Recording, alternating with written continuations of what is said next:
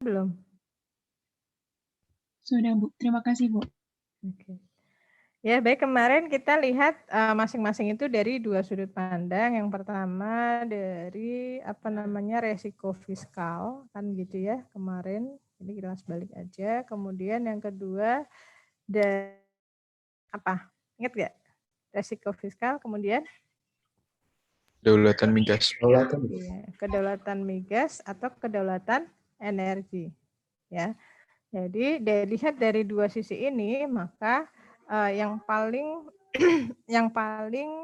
mendekati atau yang paling dari resiko fiskalnya juga nggak ada, kemudian kedaulatan energi juga tetap jadi milik pemerintah, itu adalah sistem PSC. Ya, kalau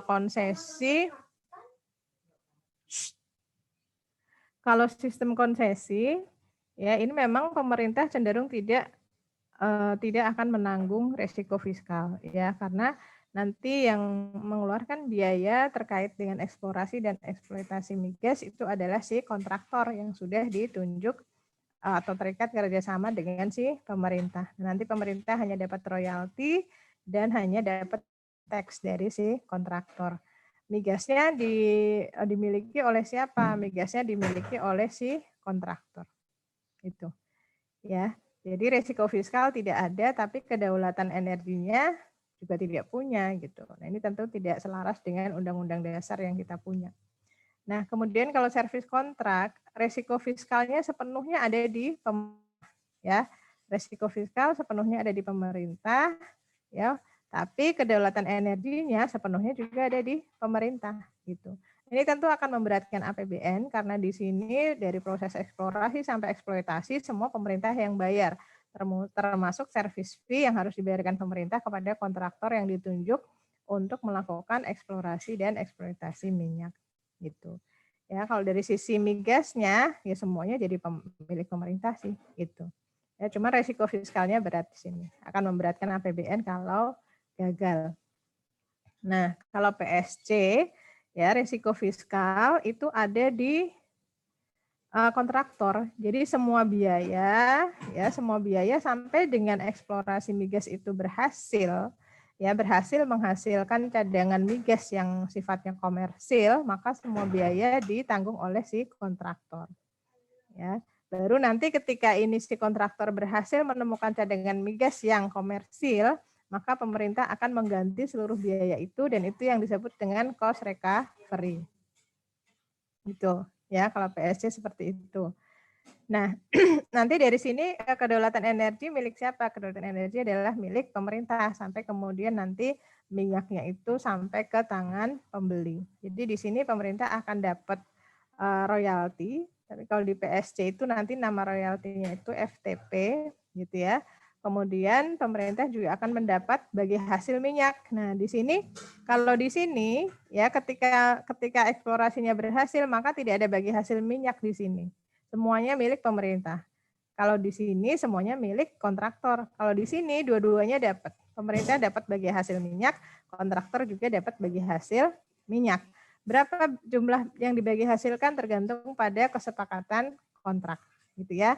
Nah, di sistem PSC ini biasanya kontraknya adalah 30 tahun, di mana waktu 6 sampai 10 tahun itu adalah waktu bagi kontraktor untuk mengeksplorasi.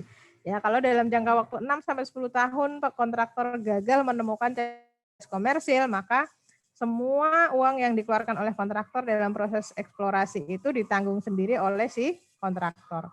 Tapi kalau ternyata berhasil, maka semua biaya yang dikeluarkan oleh kontraktor itu akan diganti oleh si pemerintah, ya. Jadi itu PSC, ya. Beberapa karakteristik PSC, ada cost recovery, ada bagi hasil, ya. Kemudian semua aset yang dibeli oleh kontraktor selama perjanjian kontrak itu nanti akan menjadi milik pemerintah, gitu, ya. Dan di sini dalam kontrak migas PSC ini untuk masalah operasional gitu ya, pemerintah diwakili oleh SKK Migas ya. Jadi ada pemerintah, ada kontraktor ya. Jadi kontraktor ini nanti kalau kalian baca soal ya, ada K3S ya. Kontraktor, kontraktor, kontrak kerjasama itu berarti adalah kontraktor ya. Nah, pemerintah ini diwakili oleh SKK Migas. Oke, jadi untuk PSC ya, untuk kontrak migas bagi hasil itu ada skema baru ya. Jadi ada yang namanya PSC Gross Split. Ya, PSC Gross Split ini diyakini mampu memberikan bagi hasil yang lebih banyak untuk pihak pemerintah. Ya, cara membagi-bagi hasilnya pun relatif lebih mudah. Jadi berapa gross revenue itu langsung dibagikan berapa bagian negara dan berapa bagian kontraktor. Sedangkan PSC konvensional, ya PSC konvensional atau PSC cost recovery, maka dia sebelum dibagi hasilkan antara bagian negara dan bagian kontraktor, dia akan dikurangi dulu. Selain dikurangi dengan berapa cost recovery yang harus ditanggung oleh pemerintah, maka dia juga akan dikurangi dengan FTP di sini ya. Itu. First Trans Petroleum. FTP ini mirip-mirip royalti lah ya. Itu. Jadi sebelum dikurangin cost recovery, dikurangin dengan FTP dulu ya. Jadi kalau kita lihat ya, jadi berapa bagian negara dan berapa bagian kontraktor yang bisa dibagi hasilkan, ini adalah gross revenue dikurangi FTP dikurangi cost recovery. Gitu. Ya, jadi relatif lebih agak ribet di sini ya, konvensional. Nah, ini adalah sistem bagi hasil ya dalam PSC gross split. Ya, jadi nanti dari gross revenue-nya berapa, langsung aja dibagikan yang haknya pemerintah berapa, haknya kontraktor berapa. Ya, nanti pemerintah kalau misalkan ditanya berapa bagian pemerintah, ya berarti dari bagi hasilnya berapa ditambah dengan income tax ya. Jadi di sini pemerintah dapat PPh migas dari income tax yang dibayarkan oleh si kontraktor, sekaligus pemerintah juga dapat PNBP migas. Oke, saya agak cepat ya. Nah, kemudian ini adalah bagaimana cara menghitung ya bagian penerimaan minyak bumi dengan pola PSC cost recovery ya. Kemarin udah sampai sini belum? Belum. Oke. Ya, jadi ini ada gross revenue. Ya, gross revenue itu adalah lifting dikalikan dengan ICP. Ya, jadi berapa minyak yang di lifting? Jadi lifting itu minyak yang udah siap diangkat ya dari sumur-sumur, sudah siap diangkat dan sudah siap dialirkan ke kilang-kilang minyak. Gitu. Nah, itu di gross revenue itu berapa minyak yang dapat di lifting dikalikan dengan oil price atau ICP, gitu ya. Harga minyak mentah. Nah, dari gross revenue maka pemerintah itu baik pemerintah maupun kontraktor itu nanti akan mengambil First Trans Petroleum dulu ya, FTP. Ini semacam royalti. Ya. Jadi ini semangatnya adalah ya kenapa diambil FTP dulu? Itu semangatnya adalah jaga-jaga kalau misalkan nanti ternyata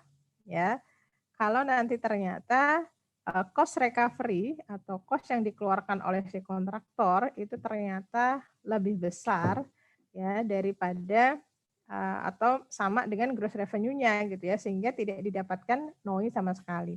Ya, jadi kalau misalkan sudah diambil FTP dulu ya, kemudian ternyata nggak dapat NOI gitu ya, minimal baik pemerintah maupun kontraktor sudah dapat bagi hasil dulu di sini nih ya, beberapa bagian dari minyak mentahnya dari gross revenue-nya gitu. Tapi kalau ini nggak ada FTP ya maka begitu tidak ada NOI-nya ya sudah wassalam, nggak dapat apa-apa dua-duanya gitu. Ya semangatnya itu. Nah, jadi nanti dari gross revenue dikurangi dengan FTP. FTP ini biasanya ditentukan ya, entah itu ditentukan langsung dalam USD maupun dalam rupiah, atau bisa juga ditentukan dalam prosentase. Ya, misalkan FTP adalah sebesar 20% dari gross revenue. Ya udah berarti nanti kalian cari gross revenue-nya berapa, FTP-nya 20% kali gross revenue. Nah, sebelum dibagi hasilkan, maka selain dikurangin dengan FTP, itu juga akan dikurangin dengan cost recovery ya. Jadi akan dikurangin dengan cost recovery. Cost recovery itu apa? Cost recovery itu semua biaya ya terkait dengan lifting migas yang dikeluarkan oleh K3S, ya, dikeluarkan oleh si kontraktor dalam rangka eksplorasi dan eksploitasi migas yang harus diganti oleh pemerintah. Itu ya. Itu yang harus diganti oleh pemerintah. Jadi dikurangin dulu. Ya, dari gross revenue dikurangi FTP, dikurangi cost recovery, maka akan diperoleh NOI, ya, net operating income. Ya, net operating income ini sering juga disebut sebagai ETS, equity to be share, ya, atau equity to share gitu ya. Bisa disebut ETS, bisa disebut ETBS.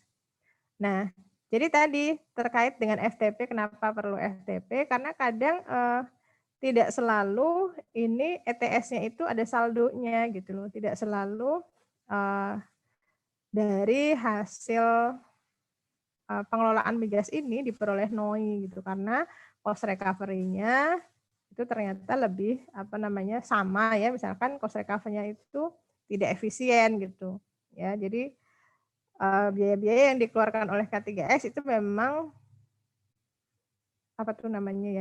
banyak dipengaruhi oleh efisien atau tidak si kontraktor ini dalam selama proses eksplorasi atau eksploitasi migas. Gitu. Jadi kalau cost recovery-nya sama dengan gross revenue, ya andai belum ditetapkan adanya FTP, ya udah NOI-nya 0. Kalau NOI-nya 0 berarti nggak ada yang bisa di-share kan, nggak ada yang bisa dibagi hasilkan. Itu. Ya, maka kemudian muncul semangat untuk mengambil dulu sebagian dari gross revenue ya dalam bentuk FTP ini, kemudian baru nanti dikurangin dengan cost recovery. Gitu. Ya. Nah, nanti kalau udah misalkan diperoleh nih ya dari gross revenue, dikurangi FTP, dikurangi cost recovery masih ada saldo, itulah yang kita sebut NOI atau ETS atau ETBS. Dan nanti dari NOI atau ETS atau dari ETBS inilah yang akan dibagi hasilkan. Ini masih dalam bentuk minyak ya teman-teman. Jadi yang dibagi hasilkan ke kontraktor itu bukan dalam bentuk rupiah atau dolar gitu ya. Bukan dalam bentuk rupiah atau USD, tapi dalam bentuk migas ya, dalam bentuk minyak dan gas. Nah, ini dibagi hasilkan. Berapa bagian untuk pemerintah, berapa bagian untuk kontraktor. Presentasi bagi hasilnya gimana? Biasanya dituangkan dalam kontrak kerja sama. Ya, nanti bagian pemerintahnya berapa, bagian kontraktornya berapa. Nah, masing-masing baik bagian kontraktor maupun bagian pemerintah ini masih merupakan bagian kotor ya, belum bagian yang neto. Nah, bagian netonya gimana? Bagian netonya kalau pemerintah ya, kalau nanti kalian ada soal berapa bagian pemerintah atas produksi migas gitu ya, itu nanti kalian jangan hanya menghitung berapa persentase pemerintah dikalikan ETS-nya doang gitu ya, tapi yang dinamakan dengan bagian pemerintah itu adalah bagian pemerintah atas NOI ditambah dengan bagian pemerintah atas FTP ya. Jadi nanti kalau ditanya berapa bagian pemerintah, ya, minyak bagian pemerintah, maka berapa persentase pemerintah yang ada di kontrak, misalkan di kontrak disebutkan bagi hasil untuk pemerintah dibandingkan dengan kontraktor adalah 70/30. Ya. Pemerintah 70, kontraktor 30. Maka ketika kita diminta untuk menghitung berapa bagian pemerintah, ya, atau berapa minyak yang diterima oleh pemerintah gitu ya, maka kita harus menghitung bagian pemerintah dari NOI-nya berapa, atau bagian pemerintah dari ETS-nya berapa. Ya, berarti 70% dikali ETS. Kemudian bagian pemerintah dari FTP berapa? Itu 70% kali FTP. Ini dijumlahkan. Itulah yang nanti akan menjadi bagian pemerintah. Ya. Bagian kontraktor juga seperti itu. Bagian kontraktor dari ETS berapa ditambahkan dengan bagian kontraktor dari FTP. Nah, nanti dilihat aja kalau di soal disebut FTP shareable, berarti FTP-nya di-share juga ya antara pemerintah dengan kontraktor. Tapi kalau tidak disebut FTP shareable-nya tidak disebutkan, FTP-nya itu seluruhnya jadi milik pemerintah. Ya, semua tergantung pada kontraknya. Gitu. Di soal gimana Bu? Biasanya di soal disebutkan ya, apakah FTP-nya shareable atau tidak. Ya, sekali lagi kalau disebutkan shareable berarti FTP-nya dibagi berapa bagian pemerintah dan berapa bagian kontraktor. Gitu ya, teman-teman ya. Nah, terus dari bagian pemerintah ini, apakah ini sudah bisa kita akui sebagai PNBP migas? Belum. Ya, dari bagian pemerintah ini kita masih akan mengkurangkan ya dengan kewajiban kontraktual ya, kewajiban-kewajiban yang harus dibayarkan oleh pemerintah terkait dengan produksi migas ini. Gitu ya, di antaranya ada unsur-unsur pajak ya, ada PBB, PPN, PDRD.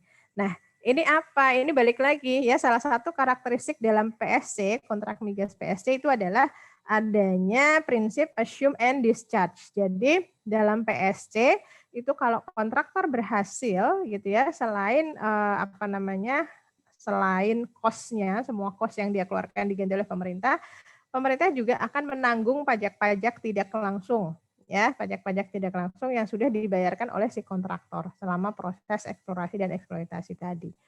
Ya, jadi pajak-pajak tidak langsungnya diantaranya ada PPN, PDRD, PBB ya. PDRD itu apa? Ada yang tahu nggak? Pajak daerah, retribusi daerah. Ya, jadi pajak daerah, retribusi daerah itu apa? Ada pajak penerangan jalan, ada pajak air permukaan, gitu ya. Nah, ini dibayarkan ke daerah. Ya, itu. Nah, nanti bagian pemerintah dikurangin dengan kewajiban kontraktual ini, maka barulah bisa kita akui sebagai PNBP migas. Gitu, teman-teman ya. Jadi kalau ini biasanya masuknya tuh ke rekening migas dulu nih, bagian pemerintah masuk ke rekening migas dulu. Nanti di dalam jangka waktu tertentu gitu ya, ketika kewajiban kontraktualnya sudah bisa ditentukan, maka ini akan diperhitungkan juga di rekening migas gitu ya. Jadi nanti dari bagian pemerintah dikurangin dengan kewajiban kontraktual, itu akan dipindah bukukan dari rekening migas ke sini, ke Erkun. Ya. Dan ketika sudah masuk Erkun itulah maka kita akan akui sebagai PNBP migas. Ya, PNBP sumber daya alam migas. Nah, PNBP SDA migas inilah yang menjadi titik atau menjadi dasar bagi pemerintah untuk membagi hasil ya, untuk membagi hasil PNBP migas yang diperoleh oleh pemerintah kepada daerah-daerah penghasil migas. Ya, maksudnya gimana? Jadi, misalkan migasnya ini dihasilkan di daerah Aceh gitu ya. Nah, maka Aceh tentu harus dapat dong, tidak boleh semuanya diambil oleh pemerintah pusat ya, selain dalam rangka itu kan dalam rangka desentralisasi fiskal ya. Jadi ketika pusat mendapatkan PNBP SDA migas ya, di mana misalkan migas itu diperolehnya di Aceh, maka berdasarkan PNBP SDA migas inilah pemerintah kemudian akan menghitung berapa yang akan dibagi hasilkan ke Aceh ya, atau ke daerah penghasil migas. Gitu. Ya. Jadi di sini kita lihat apa yang diperoleh pemerintah dari kontrak atau dari PSC cost recovery ini. Yang pertama adalah PNBP SDA migas. Diperoleh dari mana? Dari bagian pemerintah ya, dari bagian pemerintah dikurangin dengan kewajiban-kewajiban pemerintah kepada pihak ketiga atau seringkali disebut sebagai kewajiban kontraktual. Tuh. Apakah pemerintah hanya akan mendapat PNBP SDA migas saja? Enggak. Pemerintah selain dapat PNBP SDA migas, dia juga akan mendapatkan PPH migas. Ya, pemerintah akan mendapatkan pendapatan pajak berupa PPH migas. PPH migas ini didapat dari siapa? Dari si kontraktor. Ya, jadi tadi setelah kontraktor mendapatkan bagiannya, ya bagian minyak mentahnya, maka dia juga nanti akan dari net income-nya, ya setelah dia mungkin nanti kan dia juga punya biaya-biaya sendiri ya. Jadi dari net income-nya dia nanti dia akan membayar pajak kepada pemerintah. Ya, jadi pajak ini terdiri dari pajak penghasilan badan, ya PPH 25 ya. Kemudian pajak dividennya. Ya, jadi PPH badan dan PPH atas dividen. Nah, ini sebenarnya angkanya bukan angka yang fix ya, teman-teman ya. Ini bisa berubah angkanya ini, ya. Tapi kalau ini dengan contoh misalkan dengan asumsi PPH badannya adalah 35% ya dari NOI, Ya, 35% dari NOI. Kemudian PPh dividennya adalah sebesar 20%, ya, maka nanti akan diperoleh tax yang harus dibayarkan oleh kontraktor kepada pemerintah adalah sebesar 35% kali 13%. 13%-nya dari mana? Dari 20% kali 65%, ya. Ini 65% itu dari NOI yang 100% dikurangi 35% ini. Ya, sekali lagi ini angkanya bukan angka yang fix, ya, gitu. Nah, jadi kontraktor akan membayarkan tax-nya, pajak ya, atas penghasilan yang dia terima dari proses dari kontrak kerjasama ini. Ya, nanti dia bayarkan ke pemerintah. Ya, sehingga pemerintah nanti akan mendapatkan pajak PPh migas. Ya, sudah ada 2 nih. Ya, pendapatan yang diterima oleh pemerintah. Pertama, PNBP-SDA migas. Kedua, pendapatan pajak berupa PPh migas. Apakah cuma 2 aja nih yang diperoleh oleh pemerintah? Enggak. Ada lagi PNBP lainnya yang diperoleh oleh pemerintah. Ya, PNBP lainnya ini diperoleh dari mana? Salah satunya diperoleh dari DMO minyak bumi. Ya. Sudah ada yang tahu DMO minyak bumi apa? Sudah ada yang baca? Udah ada yang baca resumo belum? Yang di LMS?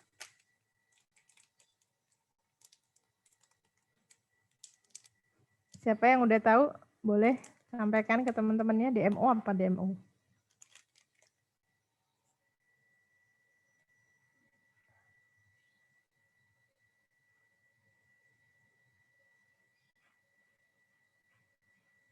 Ada yang tahu? Oh, diam aja. Kayak Kewajiban perusahaan, Bu, untuk memberikan bagi hasil gas bumi atau minyaknya itu ke pemerintah, Bu. Ya, jadi salah satu karakteristik dalam kontrak migas bagi hasil atau PSC ini adalah adanya kewajiban DMO, gitu ya, atau Domestic Market Obligation. Ini adalah kewajiban bagi kontraktor untuk menjual sebagian dari minyak mentah yang menjadi bagiannya, gitu ya. Dalam rangka apa DMO ini? Dalam rangka memastikan persediaan migas kita atau minyak bumi kita ya di internal kita itu tercukupi. Ya, jadi DMO ini diwajibkan atas si kontraktor. Misalkan dia dapat bagian sebesar berapa barel gitu ya, maka sebagiannya itu harus diberikan kepada pemerintah dalam rangka memenuhi DMO ini, Domestic Market Obligation. Berapa besarannya, prosentasenya tergantung pada undang-undang migas ya, gitu. Jadi undang-undang migas itu menentukan berapa yang harus diserahkan kontraktor kepada pemerintah. Nah, apakah si kontraktor ini akan menyerahkan dengan cuma-cuma? Ya tentunya enggak.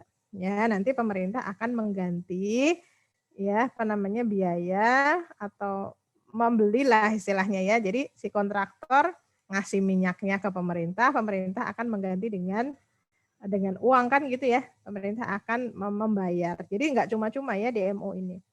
Ya, DMO minyak bumi atau bagian dari kontraktor yang diberikan ke pemerintah dalam rangka DMO ini nanti akan diganti oleh pemerintah. Nah, ketika pemerintah mengganti inilah ya. Jadi ini kan nanti akan dibayar oleh pemerintah nih. Ya, dibayar oleh pemerintah. Nah, uang yang dikeluarkan pemerintah ya kepada kontraktor untuk membayar minyak yang diserahkan oleh kontraktor dalam rangka DMO itu disebut apa? Ada yang tahu? Disebut DMO apa? Ada yang pernah dengar DMOV? Ya, jadi nanti jadi cerita gampangnya gini loh. Si kontraktor dapat bagian migas, ya kan? Nanti berapa persen dari bagian migasnya harus diserahkan ke pemerintah dalam rangka memenuhi domestic market obligation. Ya, ini adalah salah satu ciri dari PSC ya, Production Sharing Contract. Nah, nanti atas minyak yang diserahkan ini pemerintah akan membayar nih ke si kontraktor. Nah, jumlah yang dibayarkan oleh pemerintah kepada kontraktor atas DMO minyak bumi ini disebut dengan DMO fee. Nah, minyak bumi ini nanti dialirkannya kemana gitu ya. Karena yang punya kilang minyak adalah si Pertamina, maka ini nanti akan dialirkan ke kilang minyak Pertamina gitu. Ya, yang mengelola minyak bumi di negara kita itu kan Pertamina ya, sampai dengan sekarang ya belum ada duanya. Ya, jadi minyaknya ini, minyak mentah DMO-nya ini nanti akan dialihkan ke kilang minyak si Pertamina. Nah, tentu saja Pertamina nanti akan membayar ke pemerintah gitu. Ya, jadi si Pertamina akan membayar ke pemerintah. Nah, uang yang dibayarkan oleh Pertamina ke pemerintah terkait dengan DMO minyak bumi ini disebut dengan DMO gross gitu. Nah, jadi PNBP lainnya ini didapat dari mana? Ya, PNBP lainnya ini didapat dari penjualan minyak mentah DMO. Ya, ini berasal dari penjualan minyak mentah DMO. Ya. Nah, penjualan minyak mentah DMO itu sama dengan DMO gross dikurangi dengan DMO fee.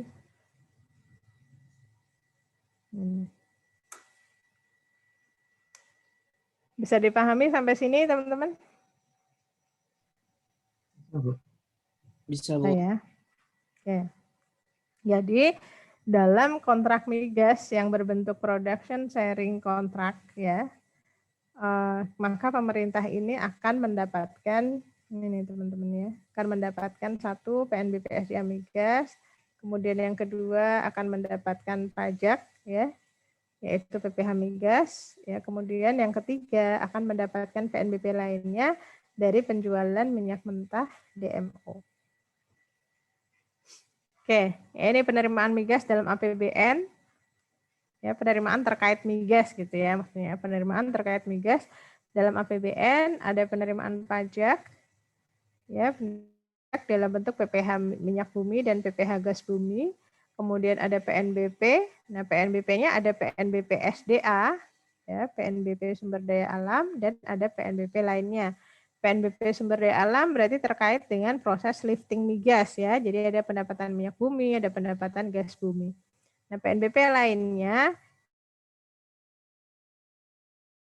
migas, ada pendapatan penjualan minyak mentah DMO. Ya, ini tadi ya. Jadi pendapatan penjualan minyak mentah DMO sekali lagi berasal dari DMO gross dikurangi dengan DMO fee. Jadi yang kalian ingat, DMO fee adalah uang yang dikeluarkan oleh pemerintah ya kepada kontraktor. Kalau DMO gross uang yang diterima oleh pemerintah dari si Pertamina. Ya, kemudian ada pendapatan denda, bunga, dan penalti usaha hulu migas, ada pendapatan migas lainnya. Nah, berikut adalah faktor-faktor yang mempengaruhi penerimaan migas ya. Jadi ada faktor dari lifting migasnya, kemudian harga minyak mentahnya ya, kemudian ada kurs dan ada cost recovery. Nah, dari faktor-faktor ini yang diperhitungkan dalam APBN itu tidak include ini ya. Ini tidak include. Kenapa? Karena cost recovery ini sifatnya tidak pasti ya, maka belum diperhitungkan dalam perhitungan makro APBN. Nah, jadi balik lagi tadi sudah kita ketahui ya dari skema PSC cost recovery tadi bahwa penerimaan migas bruto itu adalah lifting ya dikalikan dengan IGP dikurangi dengan cost recovery. Ya, penerimaan migas bruto ini nanti akan masuk ke rekening migas. Rekening migas ini biasanya dalam bentuk falas ya. Nah, kemudian setelah itu penerimaan migas bruto ini nanti akan diperhitungkan dengan kewajiban kontraktual, ya kewajiban kontraktual atau kewajiban pemerintah kepada pihak ketiga terkait dengan penerimaan migas. Ya ada PBB, PPN, PDRD gitu, kegiatan usaha hulu migas dan seterusnya. Nah nanti setelah diperhitungkan penerimaan migas bruto dikurangi dengan kewajiban kontraktual, maka akan diperolehlah penerimaan migas neto. Nilai inilah nanti yang akan dipindah bukukan ke Erkun, kan gitu ya. Nah, semua ini dikelola oleh si DJA. Oke. Nah, terkait dengan lifting dan cost recovery, maka akan dikelola bersama oleh SKK Migas dan K3S Migas. SKK Migas ini perwakilan pemerintah, K3S Migas ini kontraktor. Ya, nanti kalau ada soal jangan bingung. Oke, ini contoh soal. Ya, untuk memastikan kalian sudah memahami skema dari cost recovery. Ya.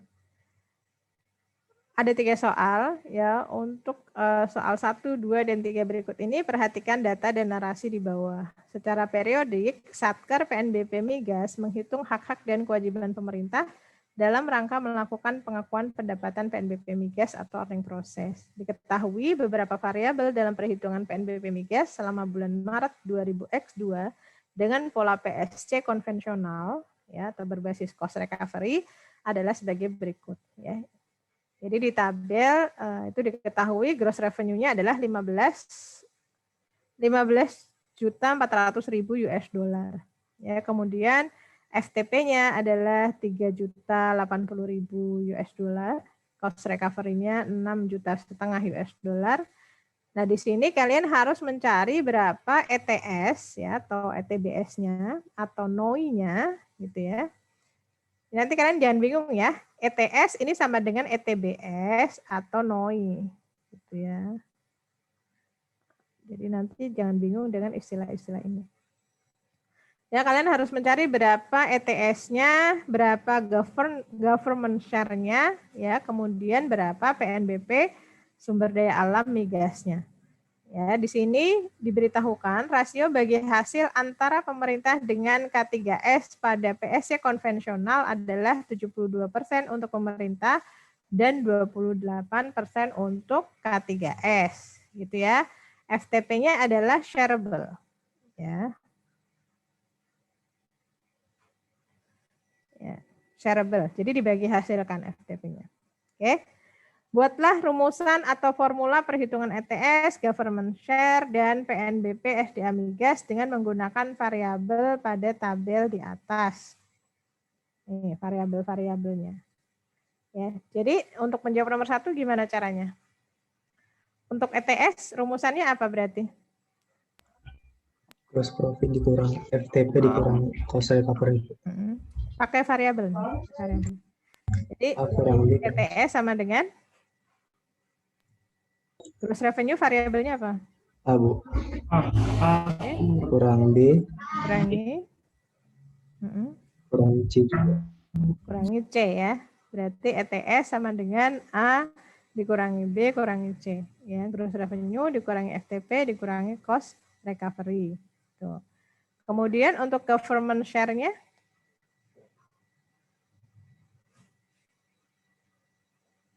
ngitung government share gimana tadi? ETS dikali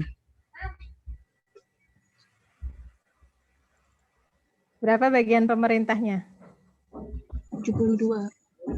72% dikali ETS-nya apa variabelnya?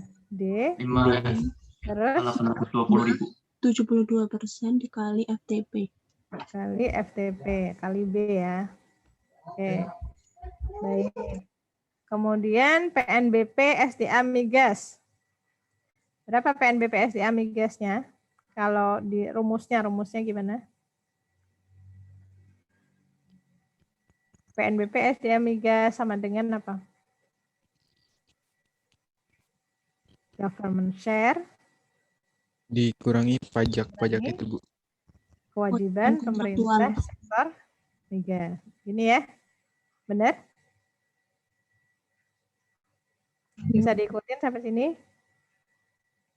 Oke. Nah, sekarang coba dihitung dah. Ya, dihitung ETS-nya berapa ini? 5.820.000. Berapa?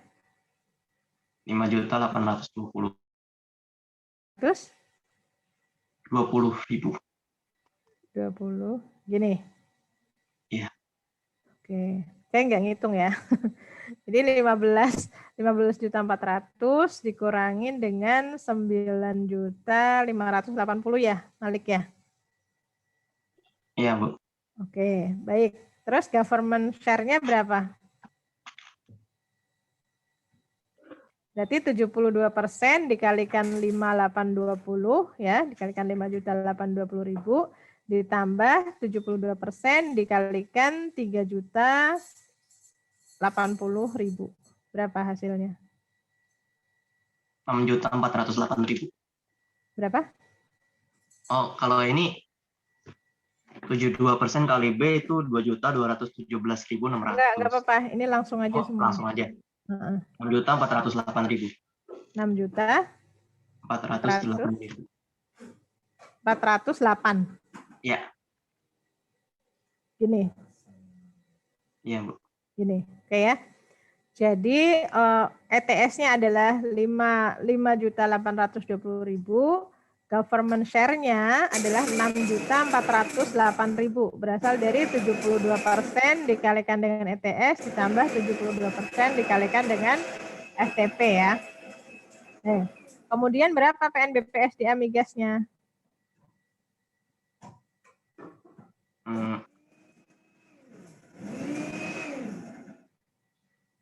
Berapa? Government share-nya kan udah ketemu nih. 6.408 kan ya. Tapi ini dalam bentuk apa ini? Dalam bentuk dolar atau rupiah? Dolar, Bu. Nah, sementara kewajiban kontraktualnya dalam bentuk apa? Rupiah. Rupiah. Ya, maka ini kita kalikan dulu, diekuivalenkan dulu ke rupiah, dikali berapa? 14.200. Jadi kan, ya, baru dikurangin dengan 29 300 berapa tuh? Nah, gitu ya. Jadi berapa hasilnya? 1, 2, 1, 2. Berapa hasilnya? 61.693.000. Hah? 61? 693. Gini. 600. Ribu. Oke. Ya, nanti kalian kalau ngerjain soal migas, kalian boleh misalkan dalam ribuan atau dalam jutaan, tapi konsisten ya. Kalau dalam ribuan ya berarti nanti dalam ribuan semua. Kalau dalam jutaan ya dalam jutaan semua. Ya harus konsisten. Tuh. Oke, ini untuk menghitung rumusan pertama sudah ya, selesai ya. Nah, apakah nanti soalnya akan seperti ini gitu? Ini mah soal paling sederhana gitu ya. Biasanya nanti soalnya itu agak diputer-puter lah ya. Tapi secara prinsip kalian harus tahu aja dulu ya bahwa untuk mencari ETS maka kalian harus mengurangkan gross revenue dengan FTP dan cost recovery. Untuk mencari government share-nya maka kalian harus kalikan berapa bagian pemerintah dikalikan dengan ETS ditambah berapa bagian pemerintah dikalikan dengan FTP kan gitu ya. Nah, untuk mencari PNBP SDA migas maka kalian harus kurangkan government share dengan kewajiban pemerintah sektor migas. Nanti di sini lihat aja gitu ya. Kalian harus lihat ini nilainya dalam bentuk apa gitu ya. Kemudian di sini kewajiban pemerintahnya nanti dalam bentuk apa gitu. Ya kalau ini semua dalam USD mah gampang gitu ya. Tapi kalau campur gini ya berarti nanti tinggal diekuivalenkan aja dulu. Ke salah satu ya mau diekuivalenkan ke USD atau diekuivalenkan ke rupiah. Ya. Oke teman-teman bisa dipahami ya. Ini kita baru nyari berapa bagian pemerintah ya. Oke, kemudian yang kedua, apabila kontrak PSC tersebut di atas diamandemen menjadi PSC gross split ya.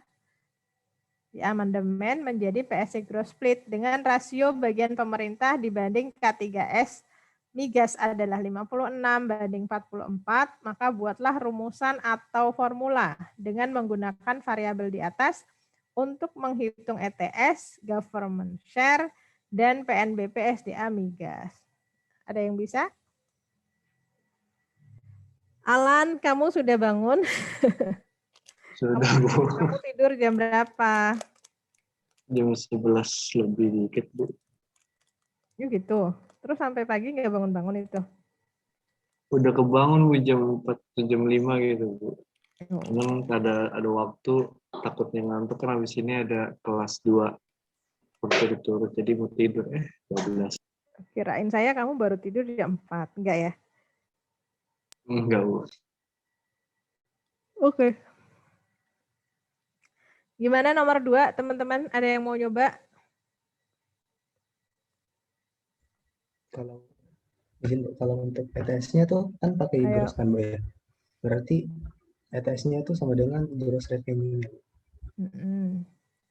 Jadi kalau dalam gross split itu kan gross revenue-nya langsung dibagi ya. Langsung nilai yang akan dibagi hasilkan dalam PSC gross revenue itu adalah nilai gross revenue-nya. Kan gitu. Artinya berarti sebenarnya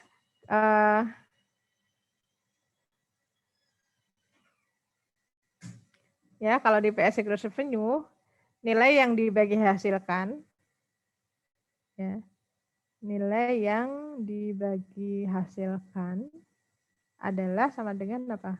Gross revenue. Ya. Kalau di PSC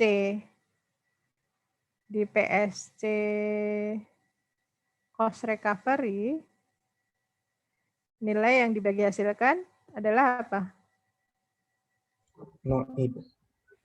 Hah? Iya, Kalau di PSC gross revenue nilai yang dibagi hasilkan kan gross revenue-nya, benar nggak? Ya nggak? Iya, Bu. Nah kalau di PSC cost recovery itu nilai yang dibagi hasilkan apa? ETS. ETS. Atau NOI. Ya. Berarti bisa dibilang bahwa gross revenue sama dengan, benar nggak? Gross revenue dalam PSC kok gross revenue sini gross split. Ini gross split ya. Jadi dalam PSC gross split nilai yang dibagi hasilkan adalah gross revenue-nya. Dalam PSC cost recovery nilai yang dibagi hasilkan adalah ETS-nya. Berarti bisa dibilang bahwa gross revenue sama dengan ETS, benar nggak?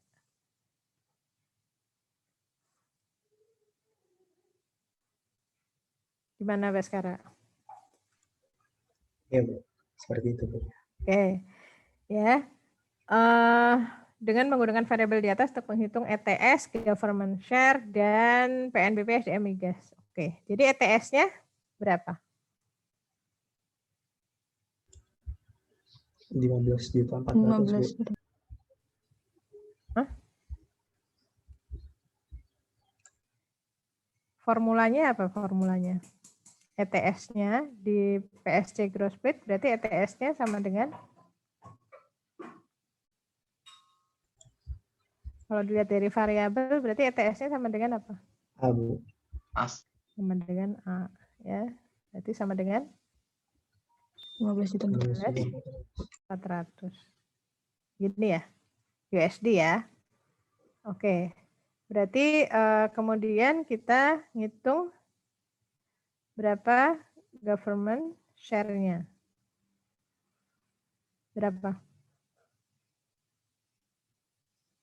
Government share-nya berarti sama dengan berapa persen? 56. 56% dikalikan A ya. Gini. Benar nggak? Iya, Bu. Iya, Bu. Dengan berapa ini? 8.624. 8 624. ribu. Iya.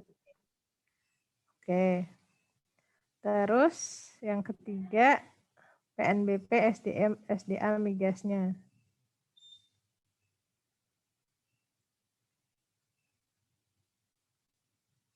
Berapa?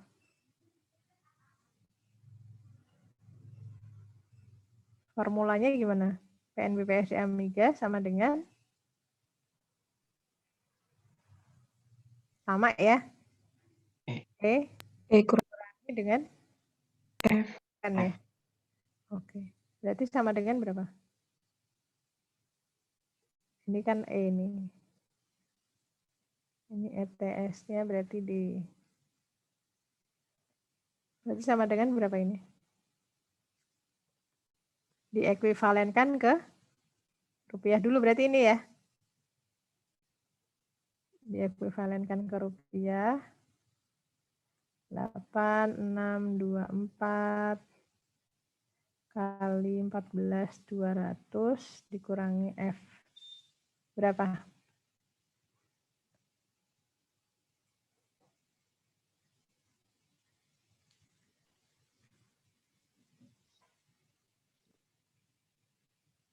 Ayo, kalkulatornya cukup nggak?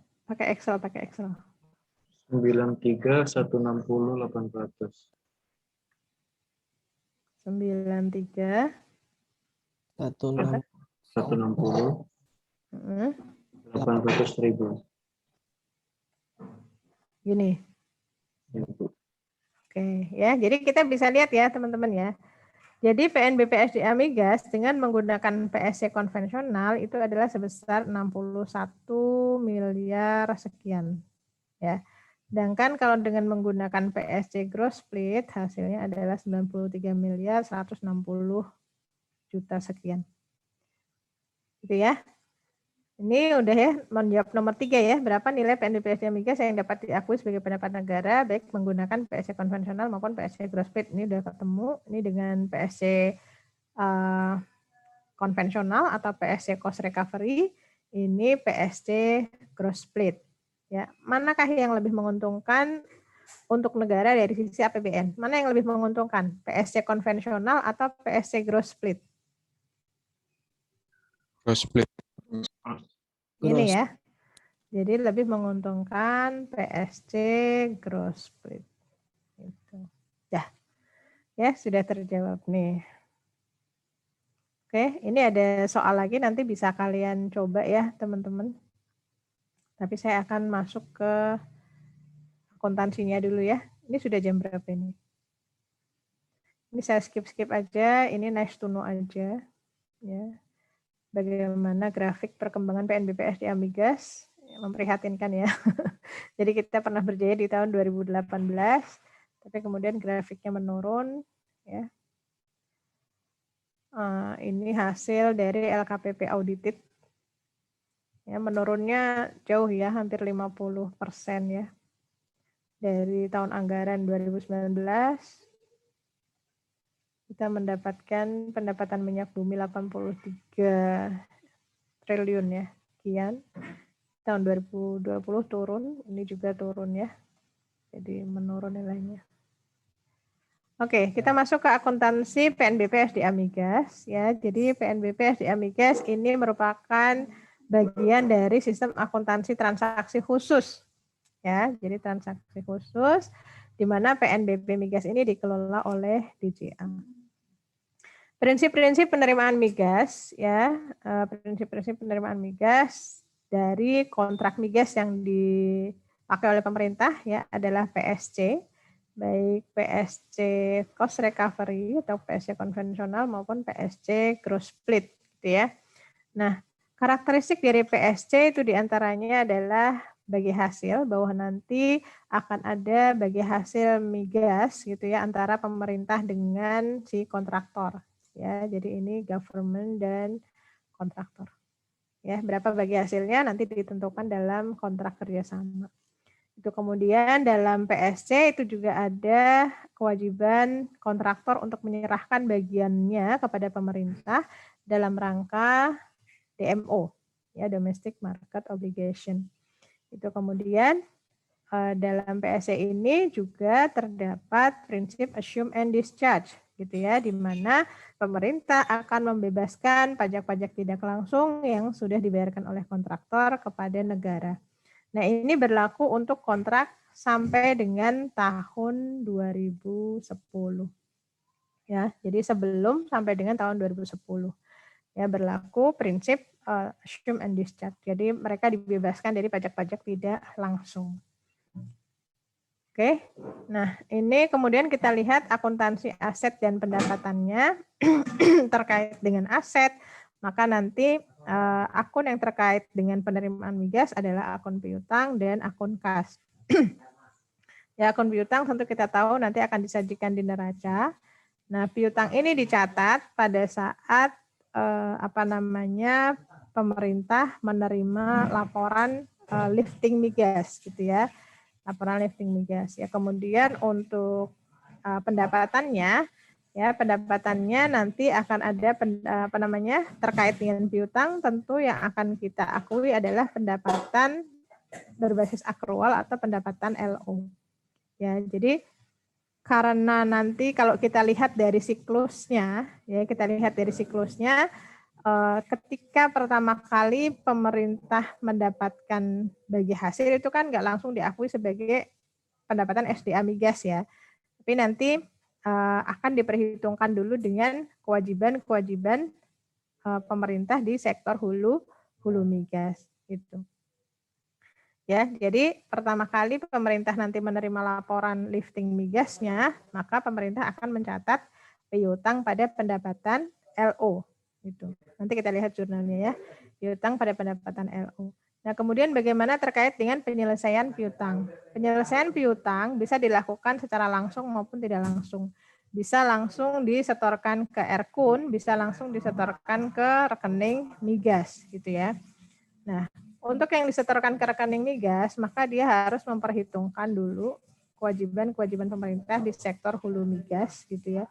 Nah, kemudian baru disitulah pemerintah akan mencatat berapa PNBP migasnya. Ya, nanti setelah diperhitungkan jumlah bersihnya berapa, ya tadi penerimaan migas bruto dikurangi dengan kewajiban kontraktual, itu yang akan dipindah bukukan ke rekening kun. Nah, pada saat dibukukan di rekening kun itulah, maka pemerintah akan mengakui adanya pendapatan basis kas atau pendapatan LRA. Ya, ini lebih ke siklus ya. Oke, nah untuk rekening migas ini merupakan salah satu rekening yang dimiliki oleh pemerintah ya, yang terdaftar sebagai rekening pemerintah lainnya. Jadi ini di luar Erkun ya, teman-teman ya. Gitu. Nah, jadi untuk pendapatan yang masuk ke rekening migas gitu ya, itu diakui pada saat penguasaan dan atau kepemilikan kas telah beralih kepada pemerintah. Jadi sudah ada uang masuk ke rekening migas. Diukur sebesar apa? Sebesar ekuivalensi rupiah. Ya, dari sini kita melihat bahwa yang masuk ke rekening migas adalah falas ya, karena dia dicatat atau diukur sebesar ekuivalensi rupiah dengan kurs tengah BI pada tanggal pelaporan. Dokumen sumbernya apa? Rekening koran dan surat permintaan pemindah bukuan dari DJPB disajikan di neraca sebagai bagian dari rekening pemerintah lainnya. Gitu. Ya. Jadi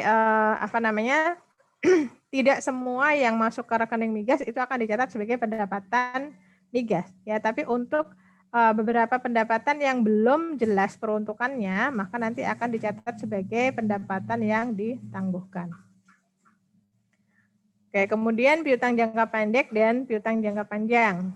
Ya, terkait dengan penerimaan migas, maka dia akan diakui pada saat timbulnya hak negara. Ya, jadi timbulnya hak negara sudah ada ketika udah ada laporan gitu ya, bahwa ini bagian negara adalah sekian gitu ya, maka tentu saja pada saat itu kita sudah bisa mengakui sebagai piutang ya, bisa mengakui sebagai pendapatan LO. Ya, dan sebagai piutang. Diukur atau dicatat sebesar apa? Sebesar nilai nominal rupiah atau ekuivalensi rupiah. Itu artinya dari piutang ini ada yang memang langsung pendapatan diakui secara rupiah, ada yang diakui sebenarnya diakui semuanya diakui secara rupiah ya, tapi maksudnya ada yang langsung dalam bentuk rupiah, ada yang harus ditranslasikan dulu ya, karena semula dia dalam bentuk USD. Dokumen sumbernya apa? Dokumen sumbernya adalah laporan A0. Untuk laporan A0 ini nanti ada beberapa.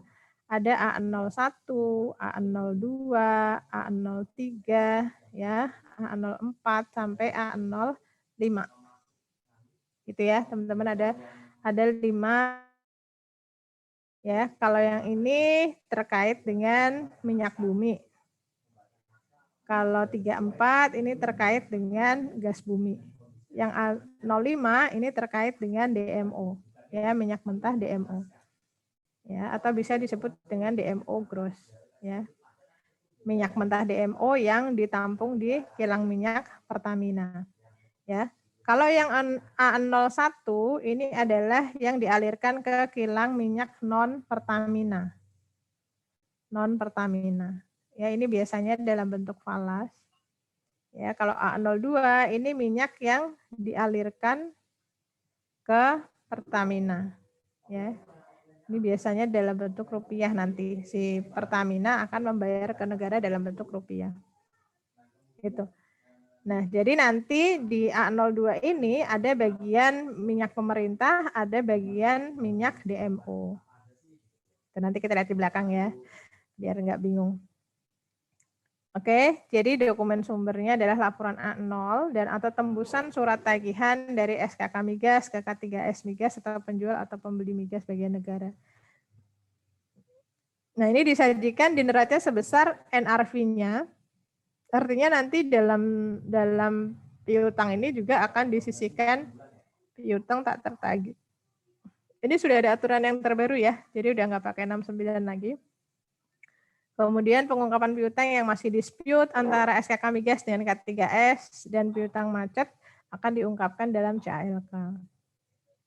Kemudian terkait dengan pendapatan LO, dia diakui pada saat timbulnya hak negara, ya. Pada saat kapan? Pada saat diterima laporan A0 tadi, ya. Pada saat diterima laporan A0. Diukur sebesar nominal rupiah atau ekuivalensi rupiah pada tanggal pencatatan. Disajikan DLO sebagai pendapatan operasional. Oke, kemudian pendapatan LRA-nya. Ya, untuk pendapatan LRA maka dia diakui pada saat uang masuk ke kas negara, diukur sebesar nominal rupiah atau ekuivalensi rupiah pada tanggal penyetoran atau pemindah bukuan. Dokumen sumbernya apa? Bukti setor, ya, bisa bukti setor, bisa rekening koran, ya, bisa surat perintah pemindah bukuan dari DJPB. Ya, kalau ini berarti adalah terkait dengan pemindah bukuan dari rekening migas ya ke Erkun.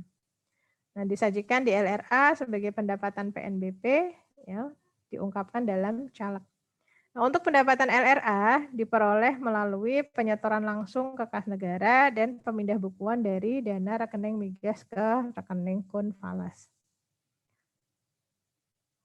Nah, ini adalah skema pembayaran gitu ya, atau terkait dengan transaksi migas. Dari hasil penjualan lifting bagian negara, ya, hasil penjualan lifting migas bagian negara, ya nanti sebagiannya kan ini ada yang ada yang dialirkan ke Pertamina gitu ya, untuk migasnya ada yang ke non Pertamina, ya, kemudian ada yang ke luar negeri, ada yang dalam negeri gitu ya. Nah, nanti dari hasil penjualan lifting migas bagian negara ini itu ada dua ya skema pembayaran atau skema uang masuk ke kas negaranya. Ya. Untuk skema direct transfer, ya, skema direct transfer, maka ada dua skenario, bukan dua skenario ya, dua kemungkinan di sini. Ya, yang pertama adalah setoran falas ke Erkun via Bank Persepsi, jadi langsung ada setoran falas ke Erkun. Kalau ke Erkun berarti udah bisa diakui sebagai pendapatan LRA belum? Sudah, Bu. Ya. Jadi pada saat terjadi setoran ke Erkun, ya, baik setoran falas ke Erkun maupun setoran rupiah ke Erkun, gitu ya, maka pada saat itu sudah diakui sebagai pendapatan LRA, gitu ya, sudah diakui sebagai PNBP migas. Padahal kewajiban-kewajibannya ini belum diperhitungkan, gitu, ya. Sebenarnya yang sudah terlanjur diakui sebagai PNBP migas ini pada hakikatnya masih merupakan penerimaan migas bruto. Kenapa? Karena belum diperhitungkan dengan kewajiban-kewajiban kontraktual pemerintah kepada pihak ketiga. Ya, terus kalau kayak gini gimana? Kalau kayak gini nanti kewajiban ini akan diperhitungkan di akhir tahun.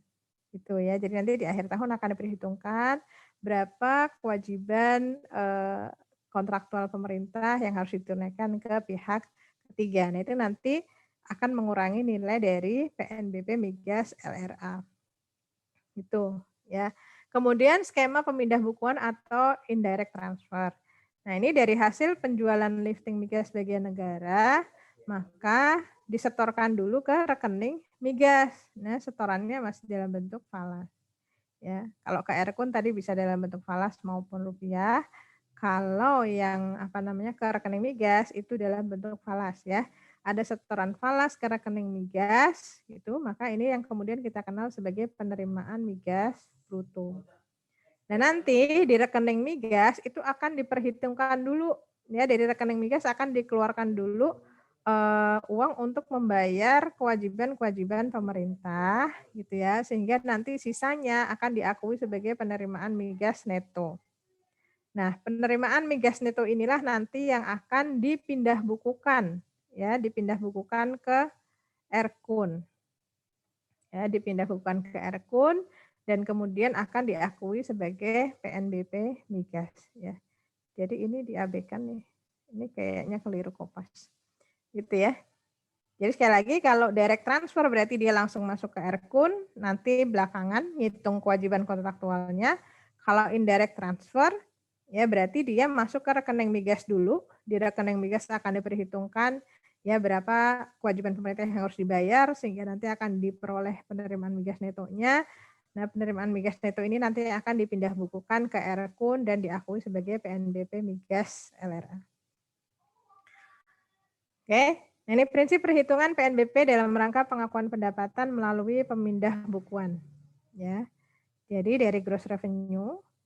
Ya, balik lagi gross revenue itu lifting minyak dikalikan harga minyak mentah.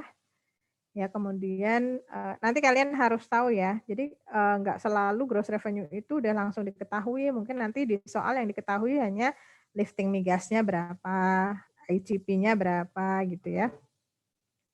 Nah, kemudian FTP ya dikurangi FTP ini kalian juga harus tahu nanti gimana cara mencari FTP sebesar persentase kali gross revenue ya.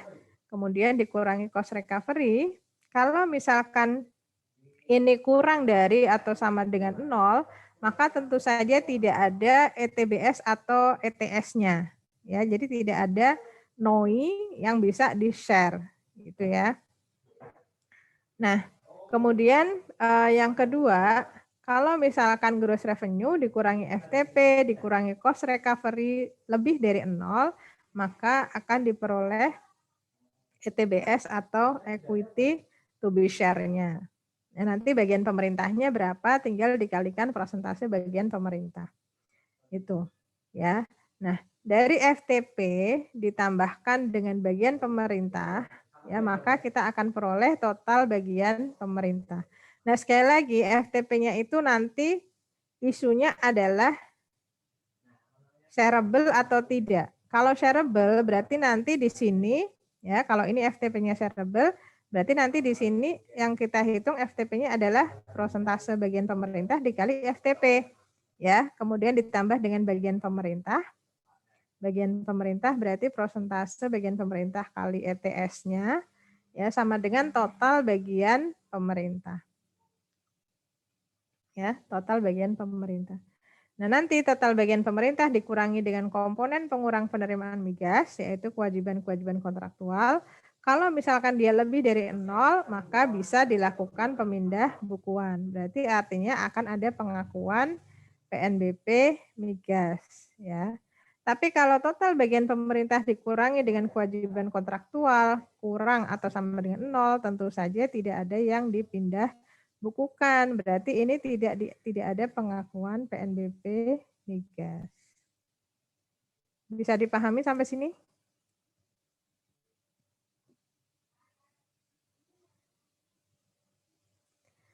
Halo? Bisa dipahami ya? Bisa diikutin nggak sampai sini? Ada yang mau ditanyakan?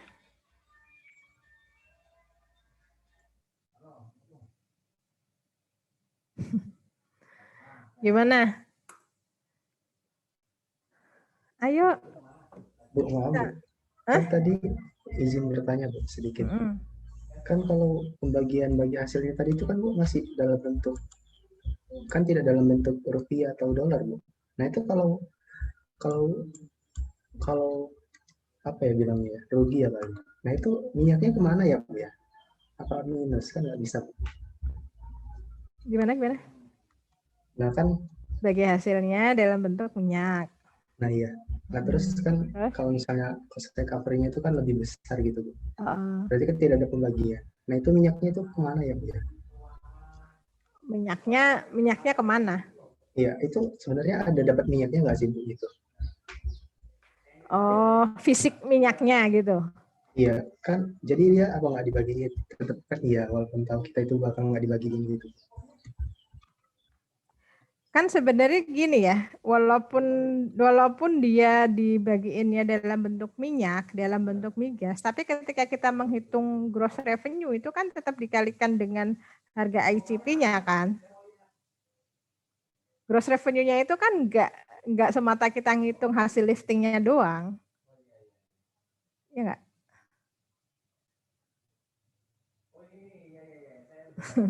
Ini kamu ngebayangin udah ditemukan minyak gitu ya. Udah ditemukan minyak. Terus ketika kurang dari 0 kok nggak dibagi hasil kan gitu ya. Terus minyaknya ditaruh di mana gitu ya. Gitu maksudnya. Iya seperti itu. Ya juga sih. Ya juga ya gitu.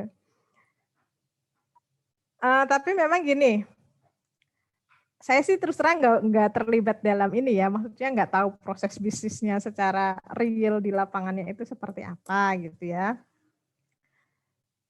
Tapi ketika kita dalam rangka pengakuan PNBP migas itu kan memang kita tidak hanya melihat minyak yang ditemukan atau tidak ditemukan gitu ya, atau minyak secara fisik minyaknya itu ada di mana, itu memang tidak di ini sih, tidak di tidak dibahas ya gitu ya. Cuman untuk sampai kepada PNBP migasnya, ini perhitungan yang dilakukan gitu loh oleh pemerintah. Jadi dari gross revenue-nya nanti dikurangi dengan FTP-nya, kemudian dikurangi dengan cost recovery-nya. Sebenarnya sih mungkin harusnya fisik minyaknya tetap ada ya, Baskara ya. Lah orang udah ditemukan kan gitu ya. Kok udah ditemukan. Tapi barangkali kemudian kenapa akhirnya tidak bisa dibagi hasilkan gitu ya, tidak dibagi hasilkan ya karena cost recovery-nya itu lebih besar gitu. Jadi gross revenue-nya itu tidak bisa menutupi cost recovery dan FTP-nya. Makanya tadi kenapa kemudian di skema PSC ya, di skema PSC itu ada dimunculkan FTP itu dalam rangka mengantisipasi ini nih kalau tidak ada ETBS. Kalau tidak ada equity to be share-nya, tidak ada yang bisa dibagi hasilkan, maka sebenarnya pemerintah dan kontraktor itu sudah dapat minyak belum dari FTP ini? Sudah Bu harusnya. Sudah, gitu. Ya maka sebenarnya dengan adanya FTP ini, meskipun kondisinya tidak ada equity yang bisa di-share, itu tidak ada knowing-nya, maka sebenarnya pemerintah maupun si kontraktor itu sudah mendapatkan bagian minyaknya dari FTP ini. Gitu. Iya Bu. Ya. Terima kasih Bu ya. Iya, tapi pertanyaanmu menarik sih. Coba nanti kita cari sama-sama ya. Perlu ditanyakan ke K3S atau ke SKK Migas gitu ya. Secara realnya itu terus gimana gitu kalau misalkan tidak ada ETBS gitu. Gitu. Ya, apakah kemudian nanti minyaknya akan seperti apakan, tapi sebenarnya kalau tidak ada ETBS ya minyaknya sudah bisa dibagi hasilkan di sini sebenarnya. Cuman tidak keseluruhannya ya, tidak keseluruhan dari gross revenue. Gross revenue yang akan dibagikan dalam bentuk FTP. Gitu.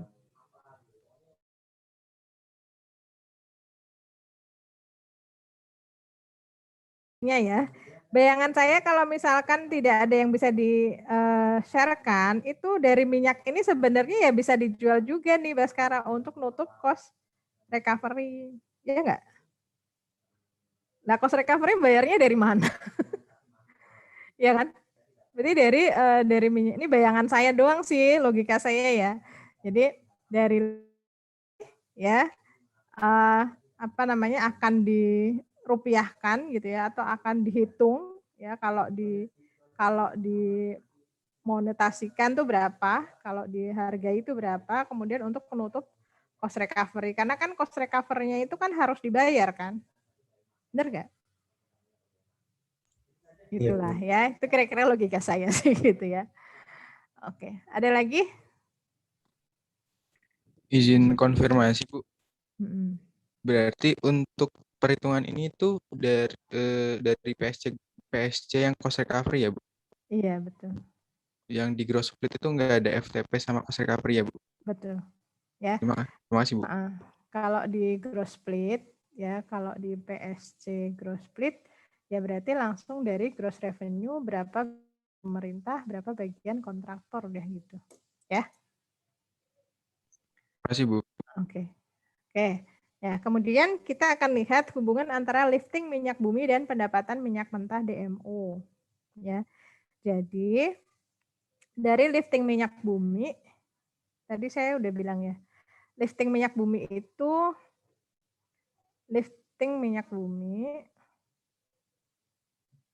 itu ada yang dialirkan ke kilang non Pertamina ya. Dan ada yang dialirkan ke kilang Pertamina. Ya kan? Nah, di kilang Pertamina ini ya, di kilang ini Pertamina kan ya. Nah, untuk yang dialirkan ke kilang Pertamina itu dilaporkan dalam laporan yang namanya laporan A02. Ya, jadi laporan A02 isinya ya, yang dialirkan ke kilang Pertamina itu apa aja? Yang dialirkan ke kilang minyak Pertamina itu adalah lifting minyak bumi bagian pemerintah dan lifting minyak bumi dalam rangka DMO. Ya. Jadi kalau lifting minyak bumi dalam rangka DMO ini asalnya dari mana nih? Bagian pemerintah atau bagian kontraktor? Ingat nggak tadi? Kontraktor. Bagian kontraktor. Ya. Jadi sekali lagi dalam laporan A02 atau laporan lifting minyak bumi yang dialirkan ke kilang minyak Pertamina itu ada dua. Satu, lifting minyak bumi bagian pemerintah. Yang kedua, lifting minyak bumi bagian kontraktor ya yang diberikan kepada pemerintah dalam rangka DMO. Bisa dipahami sampai sini? Nah, tadi seperti yang saya sudah jelaskan di awal, ya, karena bagian kontraktor karena bagian kontraktor yang diberikan oleh pemerintah dalam rangka DMO ini dialirkan ke kilang minyak Pertamina, maka Pertamina harus bayar ke pemerintah. Ya, jadi atas lifting minyak bumi dalam rangka DMO ini nanti pemerintah bayar uang ke pemerintah dan itu yang kita sebut sebagai DMO gross. Nah, kemudian pemerintah akan memberikan ganti gitu ya, ganti ke kontraktor atas minyak yang diberikan kontraktor ke pemerintah dan itu yang kita sebut kemudian sebagai DMO fee. DMO gross dikurangi DMO fee sama dengan pendapatan penjualan minyak mentah DMO. Bisa dipahami sampai sini?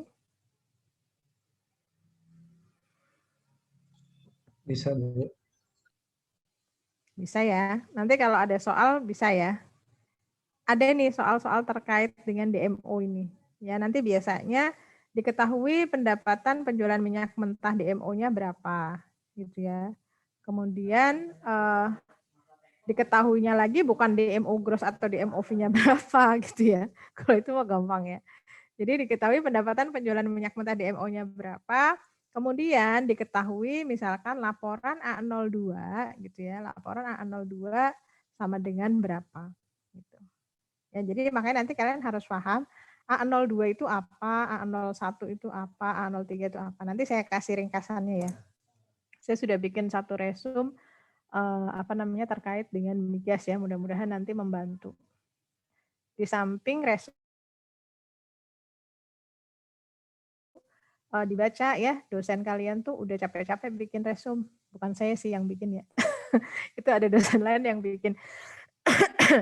Nah, nanti saya juga bikin resume tersendiri, nanti kalau misalkan ini akan saya bagikan. Nah, silahkan nanti kalian baca ya semuanya. Itu mana tahu dari resume saya ada yang kurang, kalian bisa dapatkan dari resume yang ada di LMS gitu. Atau bisa dari PPT.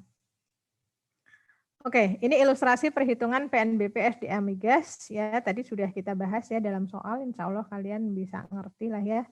Jadi dari gross revenue, nah ini misalkan ini kan ada contoh FTP-nya diketahui 20% shareable. Ya, berarti FTP-nya 20% dikalikan 150 juta kan gitu. Ya, dikalikan 150 juta sama dengan 30 ribu. 150 juta, 30 juta ya berarti ya. Gimana ini bacanya? 150 ribu tapi dalam juta. Ya, berarti berapa? 150 miliar ya. 150 miliar. Oke. Ya, jadi ini yang 30 ribu ini dibagi. Berapa bagian pemerintah, berapa bagian kontraktor ya. Kemudian ada cost recovery. Misalkan cost recovery-nya 30% dari gross revenue, ya 30% kali gross revenue-nya berapa. ETS-nya kalian tadi sudah bisa cari ya. Kemudian government share-nya berapa persentase dari FTP dan berapa persentase dari ETS. Ya, kemudian PNBP SDA Migasnya tentu saja government share dikurangi dengan kewajiban. Itu ya. Nah, ini kemudian akan kita lihat ilustrasi perhitungan PNBP Migas lainnya terkait dengan DMO ya. Pendapatan minyak mentah DMO. Nah, balik lagi tadi yang sudah saya sampaikan ya bahwa dalam laporan A02 atau laporan minyak mentah yang dialirkan ke kilang minyak Pertamina itu ada dua, ada bagian pemerintah, ada bagian kontraktor ya dalam rangka DMO. Nah, di sini diketahui pengiriman minyak mentah ke kilang Pertamina adalah sebesar 2.300.000 US dollar. Sekali lagi 2,3 juta ini terdiri dari dua komponen minyak mentah. Ada minyak mentah bagian pemerintah, ada minyak mentah DMO. Ya, kemudian pengiriman minyak mentah DMO ya itu dilaporkan dalam A05 gitu ya. Dalam A05 atau bisa juga laporan A05 itu isinya adalah DMO gross ya.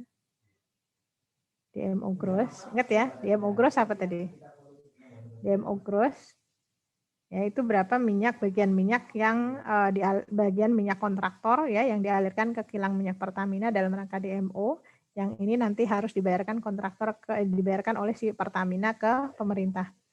Ya, jadi berdasarkan laporan A05 diketahui bahwa pengiriman minyak mentah DMO ke kilang minyak Pertamina adalah sebesar 500.000. Artinya dari sini kita bisa melihat ya berapa bagian pemerintah, berapa minyak mentah bagian pemerintah.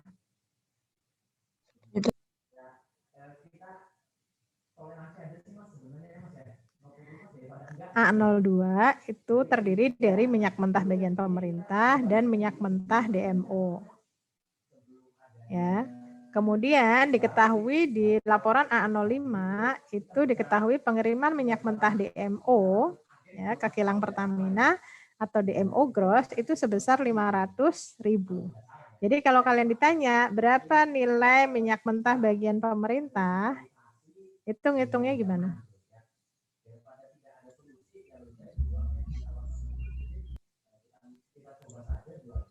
2.300.000 dikurangi 500 ya, Bu?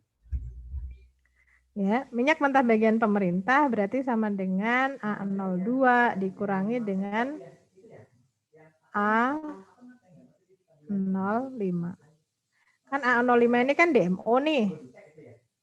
A02 yang dialirkan ke pemerintah ke Pertamina gitu kan terdiri dari bagian pemerintah dan DMO. Bisa dipahami nggak sampai sini?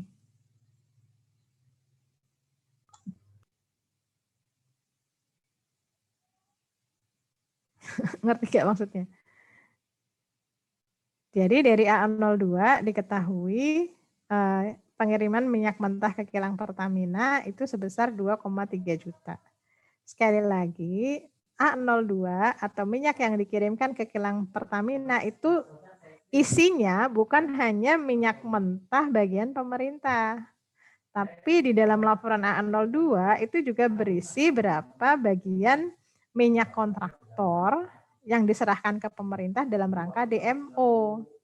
Gitu.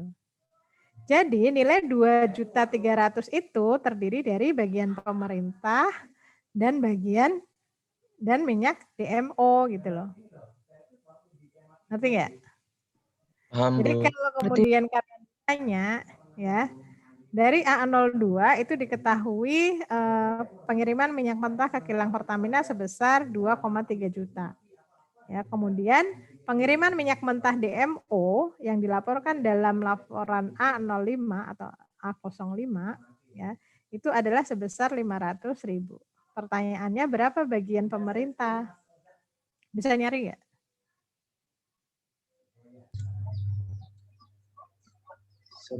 Bisa, Bu. Iya, jadi bagian pemerintah ya atau pengiriman minyak mentah ini bagian pemerintah ya, bagian pemerintah ke kilang minyak Pertamina adalah A02 dikurangi dengan A05. Jadi 2,3 juta dikurangi dengan 500.000 sama dengan 1,8 juta. Sampai di sini bisa dipahami? Bisa, Bu. Oke. Nah, kemudian pengiriman minyak mentah ke kilang non Pertamina, ya bagian pemerintah ya ini ya, pengiriman minyak mentah ke kilang non Pertamina adalah sebesar 775. Nah, pengiriman minyak mentah ke kilang non Pertamina ini akan dilaporkan dalam laporan A01. Ya, sebesar 775. Jadi kalau kalian ditanya, berapa penerimaan minyak bumi bagian pemerintah? Ya. Berapa penerimaan minyak bumi bagian pemerintah? Ya. Maka jawabnya adalah A01 ditambah A02 dikurangi A05. Ya. Jadi 775 ditambah 2.300 dikurangi 500. Atau bisa juga karena ini pengiriman minyak mentah bagian negara ke kilang Pertamina-nya sudah diketahui, bisa juga penerimaan minyak bumi bagian negara atau bagian pemerintah adalah ini ya. Ini kan A02 dikurangi A05 ya. Ditambahkan dengan ini A01. Bisa dipahami nggak? Bisa diikutin sampai sini? Bisa, Bu.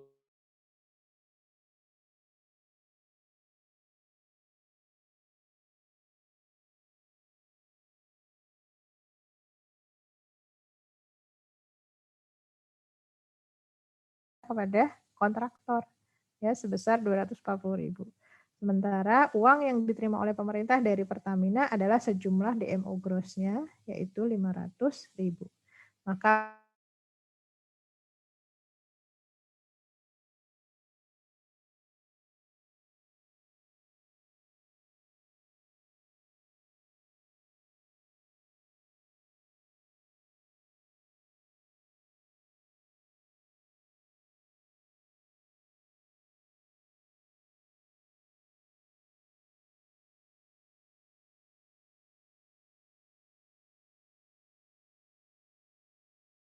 G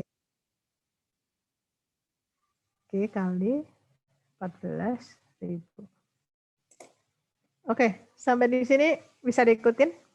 Kita belum bahas jurnal. Bisa?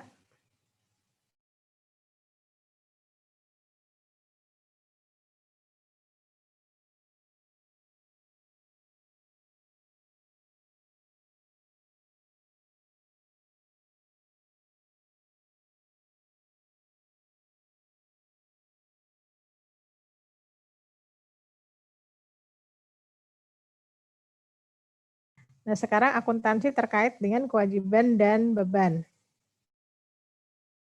Jadi terkait dengan kewajiban ini adalah kewajiban yang harus dipenuhi pemerintah kepada pihak ketiga ya dalam rangka penerimaan migas. Di antaranya ada tadi kewajiban kontraktual tadi ya. Kemudian beban ya, beban LO, beban tentu basis akrual ya dan akan disajikan di LO.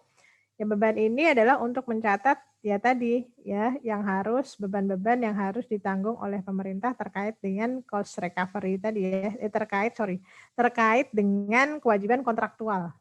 Nah, nanti beban ini akan dibagi nih.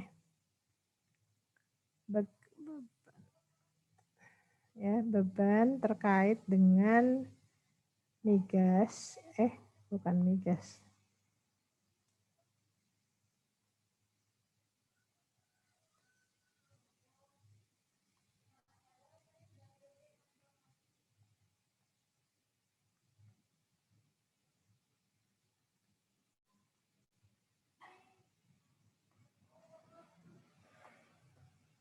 Nah, nanti kalian ketika akan mencatat beban, kalian lihat apakah ini terkait dengan tagihan PBB migas atau non PBB migas ya. Kalau terkait dengan non PBB migas maka akan diakui sebagai beban. Kalau terkait dengan tagihan PBB migas dari DJP maka nanti akan diakui sebagai pengurang pendapatan LO.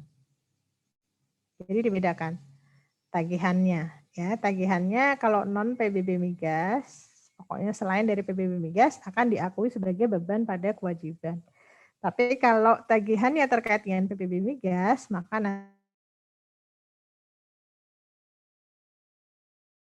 pendapatan LO, jadi pendapatan LO-nya akan didebet, kreditnya adalah utang pada pihak ketiga. Nah, ini kapan terkait dengan pengukuran kewajiban ya. Nanti dokumen sumbernya adalah tagihan-tagihan yang diajukan oleh SKK Migas atau K3S gitu ya kepada DJA gitu ya. Tagihannya bisa dari mana aja, bisa dari DJP terkait dengan PBB migasnya ya. Bisa dari Pemda terkait dengan PDRD gitu ya dan seterusnya. Ya, kemudian terkait dengan penyelesaian kewajiban, tadi ada yang dengan skema direct transfer ataupun indirect transfer. Itu kalau langsung dia membayar kewajibannya, bukan ya, tadi piutang. Kalau direct indirect itu terkait dengan piutang ya. Nah, terkait dengan penyelesaian kewajiban, maka dia bisa diselesaikan dari rekening migas maupun bisa dari Erkun gitu ya, tergantung tadi pada saat uang masuknya tadi ya, apakah dia uang masuknya itu masuk ke Erkun ataukah masuknya ke rekening migas gitu ya. Jadi terkait dengan kewajiban ini juga ada pendapatan ditangguhkan. Tadi adalah pendapatan yang diterima di rekening migas ya, tapi belum diketahui peruntukannya untuk apa atau untuk membayar piutang yang mana. Gitu. Oke, utang pada pihak ketiga diakui pada saat timbulnya kewajiban negara diukur sebesar nominal rupiah atau ekuivalen rupiah. Dokumen sumbernya surat tagihan dari SKK Migas, surat tagihan dari DJP, surat tagihan dari Pemda. Ya, disajikan di neraca. Nah, pada saat pengakuan kewajiban dilakukan pula pengakuan beban. Ya, jadi misalkan ada surat tagihan dari migas untuk reimbursement PPN misalkan ya, reimbursement PPN. Ya, maka akan dicatat sebagai beban. Ya, beban pada utang. Ya, utang pada pihak ketiga. Nanti bisa dilihat di jurnalnya ya. Itu. Nah, kecuali surat tagihan yang dari DJP terkait dengan PBB migas tadi ya.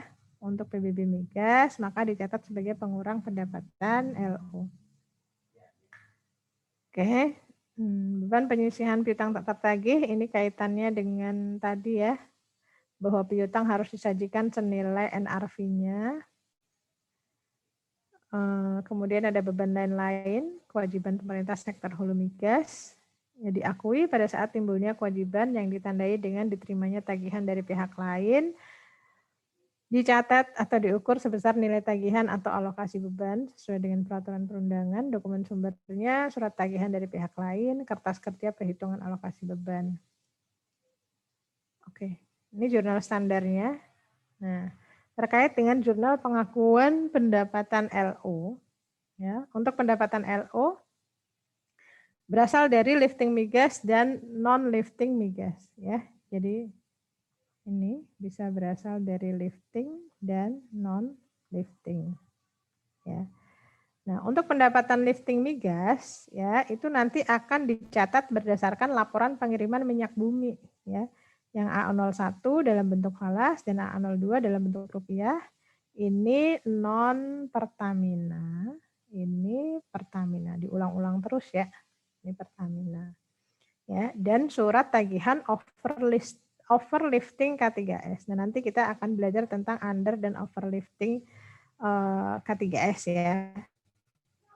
Kemudian pendapatan non-lifting, ya, jadi sekali lagi pendapatan LO bisa berasal dari pendapatan yang berasal dari lifting, bisa berasal dari pendapatan yang non-lifting. Kalau lifting itu berdasarkan laporan pengiriman minyak bumi, non-lifting itu berdasarkan surat tagihan SKK migas ya berupa tagihan denda, bonus produksi dan transfer material. Jurnalnya piutang jangka pendek migas pada pendapatan LO migas. Nah, ini nanti tergantung.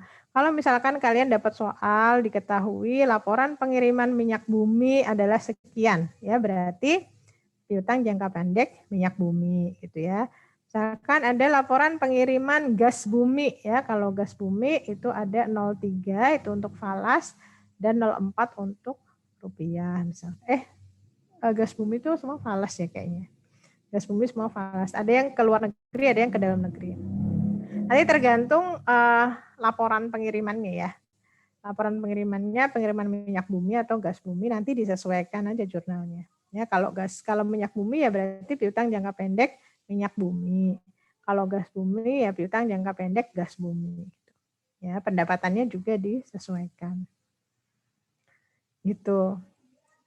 Ya, kemudian bagaimana kalau terjadi koreksi piutang? Ya, jadi ada kalanya piutang yang sudah terlanjur dicatat oleh pemerintah ya ternyata harus dikoreksi karena bisa jadi overstated, bisa jadi understated. Ya, kalau overstated berarti piutangnya tercatat lebih besar atau lebih kecil? Lebih besar. Lebih besar. Ya, terkait dengan koreksi piutang, maka yang harus kita perhatikan selain dia pencatatannya overstated atau understated adalah apakah piutangnya itu dicatat koreksinya itu dilakukan atas pencatatan tahun anggaran berjalan atau tahun anggaran yang lalu ya. Kalau untuk tahun anggaran berjalan, maka ketika kita mencatat piutang yang overstated ya kita tinggal mengurangi nilai piutang gitu kan ya. Piutangnya dikurangin, pendapatannya juga dikurangin. Tapi kalau TAYL, karena pendapatannya sudah tertutup di LO, maka yang kita kurangi adalah ekuitas. Ya, kita debit koreksi lain-lain, kemudian piutangnya kita kurangi. Gitu ya. Nah, kalau understated ya sebaliknya aja. Ya, kalau understated berarti kan piutangnya tercatat lebih kecil ya.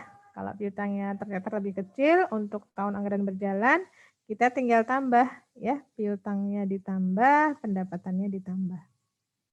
Kalau TAB karena pendapatannya sudah tertutup ke LO, ke surplus defisit LO sudah tertutup ke ekuitas, maka yang kita tambah adalah ekuitasnya ya, koreksi lain-lainnya. Piutangnya tetap ya ditambah.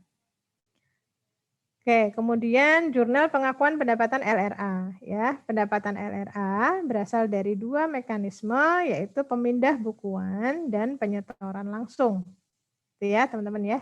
Jadi pemindah bukuan dari rekening migas dan penyetoran langsung ke Erkun oleh wajib bayar. Dokumen sumber pemindah bukuannya adalah surat permintaan pemindah bukuan dari DJA ke DJPB.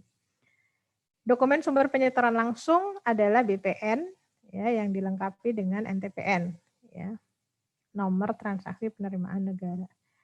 Oke, kemudian buku besar akrualnya untuk yang setoran langsung ke Erkun ya, setoran langsung ke Erkun Berarti kalau ke Erkun langsung udah bisa diakui sebagai pendapatan LRA belum? Sudah, Bu. Sudah, Bu. Udah ya. Jadi kalau ada setoran langsung ke Erkun, kita catat di buku besar akrual maupun kas ya. Dedel pada pendapatan LO migas ya. Atau misalkan dia pelunasan piutang, ya berarti dedel pada piutang jangka pendek migas. Tuh. Kemudian di buku besar kasnya kita catat dedel pada pendapatan LRA migas. Nah, kalau untuk pemindah bukuan, ya kalau untuk pemindah bukuan dari rekening migas ke Erkun, maka kita hanya catat di buku besar kasnya aja. Itu ya. Kenapa? Ya karena tadi udah dicatat, LO-nya sudah dicatat ya ketika pendapatan LO-nya sudah tercatat ya ketika di awal ini tadi. Ketika ada uang yang masuk ke rekening migas ya, maka kan dia sudah dicatat dedel pada pendapatan LO gitu ya. Maka ketika pemindah bukuan ya, dia dicatat di buku besar kasnya aja. Dedel pada pendapatan LRA migas. Kemudian jurnal pengakuan beban, ya tadi sudah saya sampaikan, terkait dengan pengakuan beban kalian bedakan aja, apakah bebannya terkait dengan PBB migas atau tidak. Secara garis besar gitu aja, ya. Kalau terkait dengan PBB migas, ya maka jangan diakui sebagai beban, ya tidak diakui sebagai beban, tapi diakui sebagai pengurang pendapatan migas. Gitu. Ya. Jadi kalau untuk di luar PBB migas, maka diakui bersamaan dengan pengakuan kewajiban hulu migas. Jadi beban pihak ketiga migas reimbursement PPN pada utang pihak ketiga reimbursement PPN gitu ya. Ini berarti selain PBB migas. Ya, kalau selain PBB migas diakui sebagai beban. Diakui sebagai beban. Ini juga ya di MOV berarti selain PBB migas diakui sebagai beban. Nah, ini juga fee kegiatan hulu migas, pajak air tanah dan air permukaan, pajak penerangan jalan, itu kan berarti non PBB migas ya. Itu akan diakui sebagai beban semuanya. Nah, kalau untuk yang PBB migas, maka kita tidak akui sebagai beban, tapi diakui sebagai pengurang pendapatan ya, diakui sebagai pengurang pendapatan. Nanti dialokasikan secara proporsional untuk migasnya, untuk minyak buminya berapa, untuk gas buminya berapa. Itu. Ya, ini untuk tahun anggaran berjalan. Kalau untuk tahun anggaran yang lalu ya berarti yang dikoreksi adalah ekuitasnya, ya, bukan pendapatannya. Oke, jurnal koreksi overstated understated saya rasa cukup bisa dipahami ya. Jadi tinggal kalau overstated ya berarti dia lebih nyatetnya, maka dia kalau TAB ya tinggal dikurangin aja bebannya, kalau TAYL ya tinggal dikurangi aja, tinggal ditambah ekuitasnya, Kalau bebannya terlalu tinggi dicatat, maka kan larinya ke ekuitas terlalu rendah ya, maka ekuitasnya harus ditambah kalau untuk TAYL. Kalau understated ya tinggal ditambah aja bebannya untuk tahun anggaran berjalan, kemudian untuk TAYL-nya tinggal dikurangi ekuitasnya. Kalau migas sama ya, untuk tahun anggaran berjalan, kalau overstated ya berarti tinggal ditambah pendapatan migasnya ya untuk TAB, kalau untuk TAYL tinggal ditambah ekuitasnya. Kalau understated sebaliknya ya. Oke, kemudian terkait dengan jurnal pendapatan yang ditangguhkan, ya, jadi pendapatan yang ditangguhkan ini merupakan saldo dana pada rekening migas, ya, yang belum teridentifikasi peruntukannya, karena data pendukungnya belum diterima dari SKK migas atau wajib bayar. Nah, pendapatan yang ditangguhkan akan ditransfer ke Erkun pada awal tahun berikutnya apabila telah berhasil diidentifikasi jenis penerimaannya, ya, dedel pada pendapatan yang ditangguhkan. Nah, untuk pendapatan diterima di muka, ini bisa berupa kelebihan pembayaran PNBP oleh wajib bayar dan pembayaran ke rekening migas yang belum dapat diidentifikasi peruntukannya, tapi sudah dipindah bukukan ke Erkun, ya, jadi sudah diakui sebagai pendapatan LRA. Ya, maka akan di jurnal pendapatan diterima dari entitas lain pada pendapatan diterima di muka. dan tentu hanya di jurnal di buku besar akrual. Nah, kemudian jurnal atas kesalahan penyetoran ke rekening migas, bukan jurnal koreksi ya.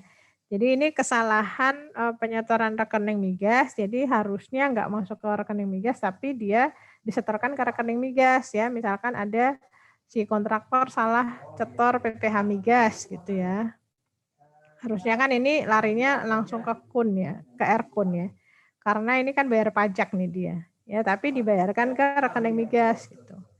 Nah, maka si pemerintah ini nanti akan mencatat dedel pada utang jangka pendek lainnya. Jadi dianggap uang yang masuk itu sebagai utang.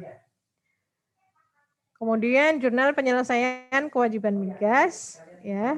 Jadi tadi ketika mencatat mengakui beban, maka sekaligus diakui sebagai kewajiban migas gitu ya. Nah, ketika dibayarkan, ketika pemerintah bayar kewajiban migasnya, ya maka pemerintah akan menjurnal utang pihak ketiga migas pada dekel itu ya untuk PBB tahun berjalan gitu ya. Nah, untuk yang non PBB sama ya, pemerintah juga akan jurnal utang pada dekel. Yang beda itu pada saat pengakuan bebannya aja ya. Untuk buku besar kasnya pada saat penyelesaian kewajiban migas itu tidak dicatat karena dibukukan oleh kuasabun. Nah, ini terakhir tentang jurnal transaksi over underlifting K3S. Maka yang perlu kalian perhatikan ya untuk menghitung over atau underlifting, kalian perhatikan dari sudut pandang kontraktor. Ya. Kalau misalkan kontraktor mengambil minyaknya lebih dari bagian yang seharusnya dia terima, maka disebut overlifting. Ya. Kalau kontraktor ngambil minyaknya lebih kecil daripada bagian yang seharusnya dia terima, maka disebut underlifting. Nah, atas overlifting kontraktor ini nanti pemerintah akan mencatat sebagai piutang gitu ya, sebagai piutang. Kalau underlifting nanti pemerintah akan mencatat sebagai utang atau kewajiban. Ya, ini contohnya diterima tagihan over dan underlifting K3S tahun berjalan.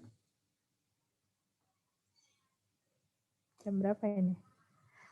Suci, udah ada screenshot belum Suci? Udah, Bu. Dikirim ke saya ya? Iya, Bu. Oke. Baik ya. Ini saya ini dulu. Saya kalian lihat dulu ya, saya tak isi portal dulu takut lupa.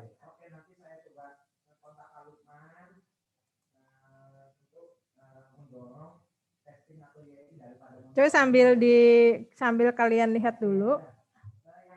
Kalau ada yang mau ditanyakan silahkan ya. Kita punya waktu 14 menit, nanti bisa buat latihan bisa nggak ya? Coba nanti kita lihat ya. Saya ngisi portal dulu bentar. Silakan. Sudah sampai mana? Saya Bu absen 21.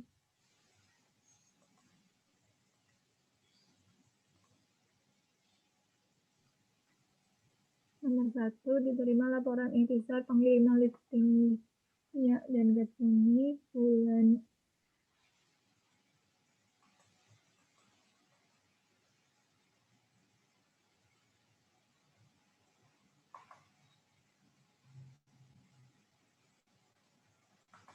Jurnalnya gimana? di saya nggak kepotong, Bu. Ini nggak kelihatan nilainya.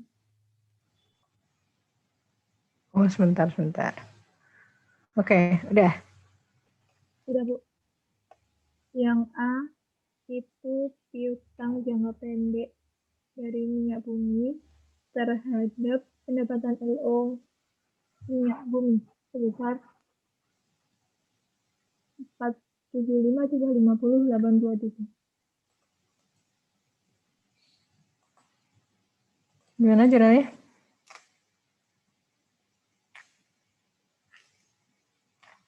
Diulang jurnalnya. Yang A, piutang jangka pendek minyak bumi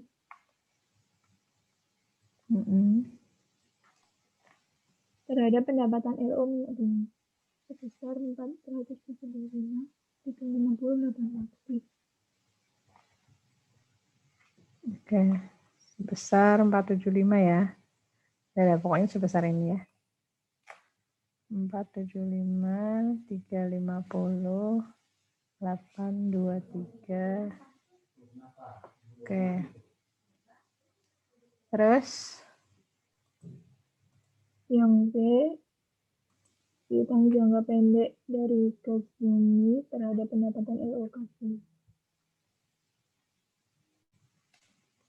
nah ini tadi yang saya maksud ya, nanti kalian lihat soalnya.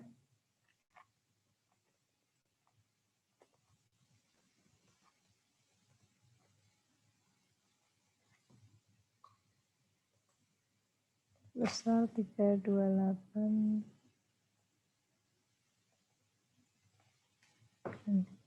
Oke, ini kreditnya nanti sama ya. Oke, terus ini selanjutnya adalah contoh jurnal pengakuan beban dan kewajiban. Selanjutnya siapa? Saya, Bu.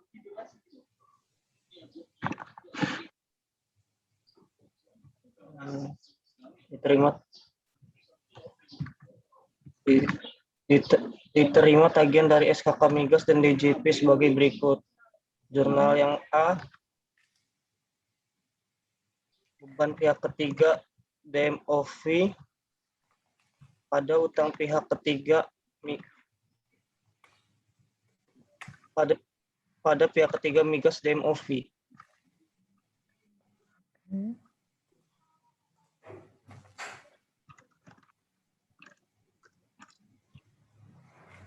Nah, jadi kalau di MOV itu kan berarti tagihan selain PBB ya. Karena selain PBB maka kita akan akui sebagai beban. Ya, jadi beban pihak ketiga di MOV pada utang pihak ketiga di MOV sebesar kok nggak ke ini. Sorry sebentar. Nggak kebawa jumlahnya, sorry ya. Sebesar masing-masing harusnya udah kelihatan sih. Nah, oke. Sebesar berapa DMOV-nya? DMOV-nya 24750 37900. Gini ya. Iya. Oke. Terus?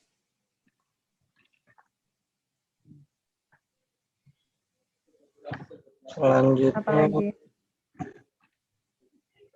Beban yang ketiga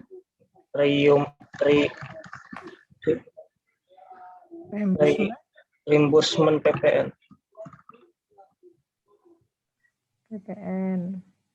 Oke. Pada utang ya, sama ya.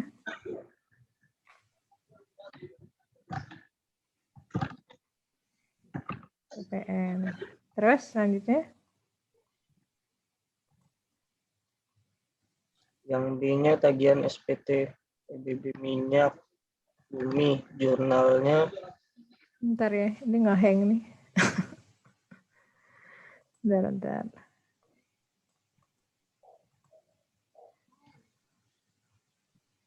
Dari sini aja deh. Apa? Oh, nge-hang nih. Udah suruh berhenti 10:03 ya. Oke, jadi untuk yang A, ya untuk yang A, ini adalah tagihan-tagihan di luar PBB ya. Kalau tagihan di luar PBB, berarti nanti kita akan akui sebagai beban pada utang. Ya, jadi beban pihak ketiga di MOV pada utang pihak ketiga di MOV, kemudian beban pihak ketiga reimbursement PPN pada utang pihak ketiga reimbursement PPN, ya kemudian yang terakhir apa nih?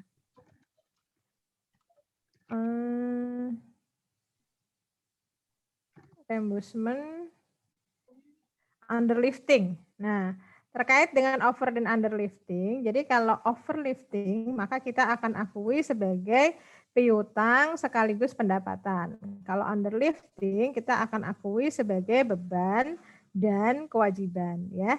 Jadi untuk ini udah bisa belum? Ya, untuk underlifting kita akan akui, aduh nggak bisa nih.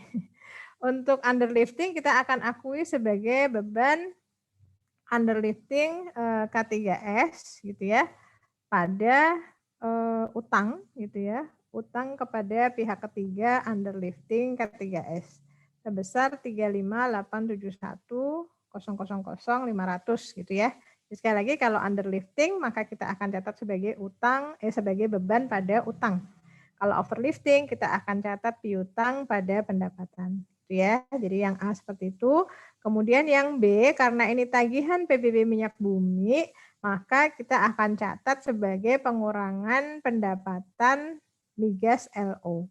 Jadi nanti untuk yang B jurnalnya adalah pendapatan migas ya atau pendapatan minyak bumi LO, kreditnya adalah apa?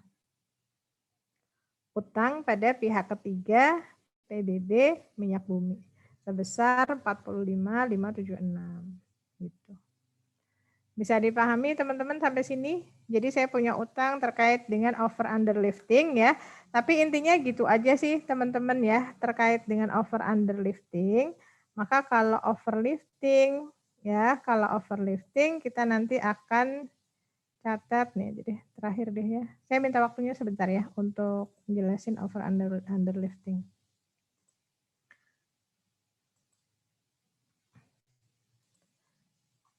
Terkait dengan over underlifting tuh gini. Jadi over underlifting itu nanti dilihat dari sudut kontraktor ya. Jadi kalau overlifting berarti kontraktor ngambilnya kelebihan. Kalau underlifting berarti kontraktor ngambilnya kurang dari bagian dia yang sudah ditetapkan dalam kontrak. Nah, overlifting akan menimbulkan piutang atau pendapatan bagi kita, bagi pemerintah, sedangkan underlifting akan menimbulkan kewajiban atau beban bagi pemerintah. Ini contoh, misalkan K3SA, ya minyaknya 70.000, gasnya minus 40.000. Ini artinya minyaknya dia overlifting 70.000, gasnya dia underlifting 40.000. Sehingga kalau dilihat net over atau underliftingnya, maka si K3SA ini punya overlifting sebesar 30.000. Terlihat nggak? Terlihat? Ya. Kemudian untuk K3SB, dia minyaknya over atau under? Over. Over. Gasnya? Over. Jadi netnya dia juga overlifting, gitu ya. Untuk K3SC, minyaknya dia over, gasnya under, secara netnya dia under. Nah, sekarang kita lihat bagaimana membukukannya. Tadi ya, kalau overlifting itu akan menimbulkan piutang atau pendapatan. Jadi, jurnal tagihan over atau underlifting untuk K3SA, ya karena netnya dia adalah over 30.000, maka kita akan catat piutang jangka pendek migas sebesar net overliftingnya yaitu 30.000. Kemudian kita akan catat overlifting minyaknya sebagai pendapatan LO minyak bumi sebesar 70.000 dan kita akan catat underlifting gasnya sebagai beban pihak ketiga migas underlifting K3S sebesar 40.000. Bisa dipahami sampai sini? Bisa, Bu. Ya.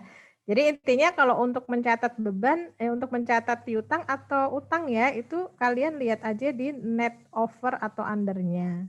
Gitu. Tapi untuk pencatatan masing-masing beban atau pendapatan, ya untuk mencatat pendapatan atau bebannya, lihat di masing-masing minyak dan gasnya, over atau under. Gitu ya.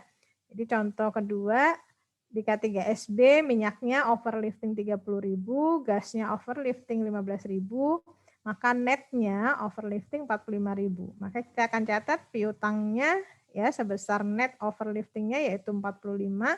Kemudian overlifting minyak dan gasnya kita akan catat sebagai pendapatan LO minyak dan pendapatan LO gas ya masing-masing sebesar 30 atau 15. Nah, ini adalah over underlifting untuk TAB ya, teman-teman, untuk tahun anggaran berjalan. Nah, di slide sudah ada beberapa contoh atau skenario untuk over underlifting yang lewat tahun ya. Kalau Kalau tahun anggaran yang lalu gimana? Kalau tahun anggaran yang lalu konsepnya sebenarnya gampang aja. Kalian lihat aja ya untuk penyesuaian beban dan pendapatan. Ya, karena akun beban dan akun pendapatan adalah akun yang akan ditutup setiap akhir periode pelaporan, maka kalau ada penyesuaian terkait dengan beban dan pendapatan untuk TAYL, kalian ganti menjadi koreksi lain-lain gitu. Itu aja sih ya. Nanti silahkan dilihat PPT terkait dengan over underlifting. Itu ada beberapa skenario dari mulai yang gampang sampai yang susah ya. Kemarin sih sudah diusulin nggak usah yang susah soalnya ya, tapi ya nanti nggak tahu akan seperti apa. Nanti kalian pahami aja, minimal kalian ngerti bagaimana menjurnal untuk tahun anggaran berjalan dan tahun anggaran yang lalu gitu ya teman-teman ya. Nanti silakan dilanjutkan di WA group aja. Ini untuk soal yang tadi saya bagikan. Nanti juga saya akan kasih soal problem ya sebagai penugasan nanti di Google Classroom gitu. Oke, teman-teman, itu aja mungkin ya pertemuan kita hari ini. Mohon maaf lahir batin sudah terlambat 10 menit. Ya, silakan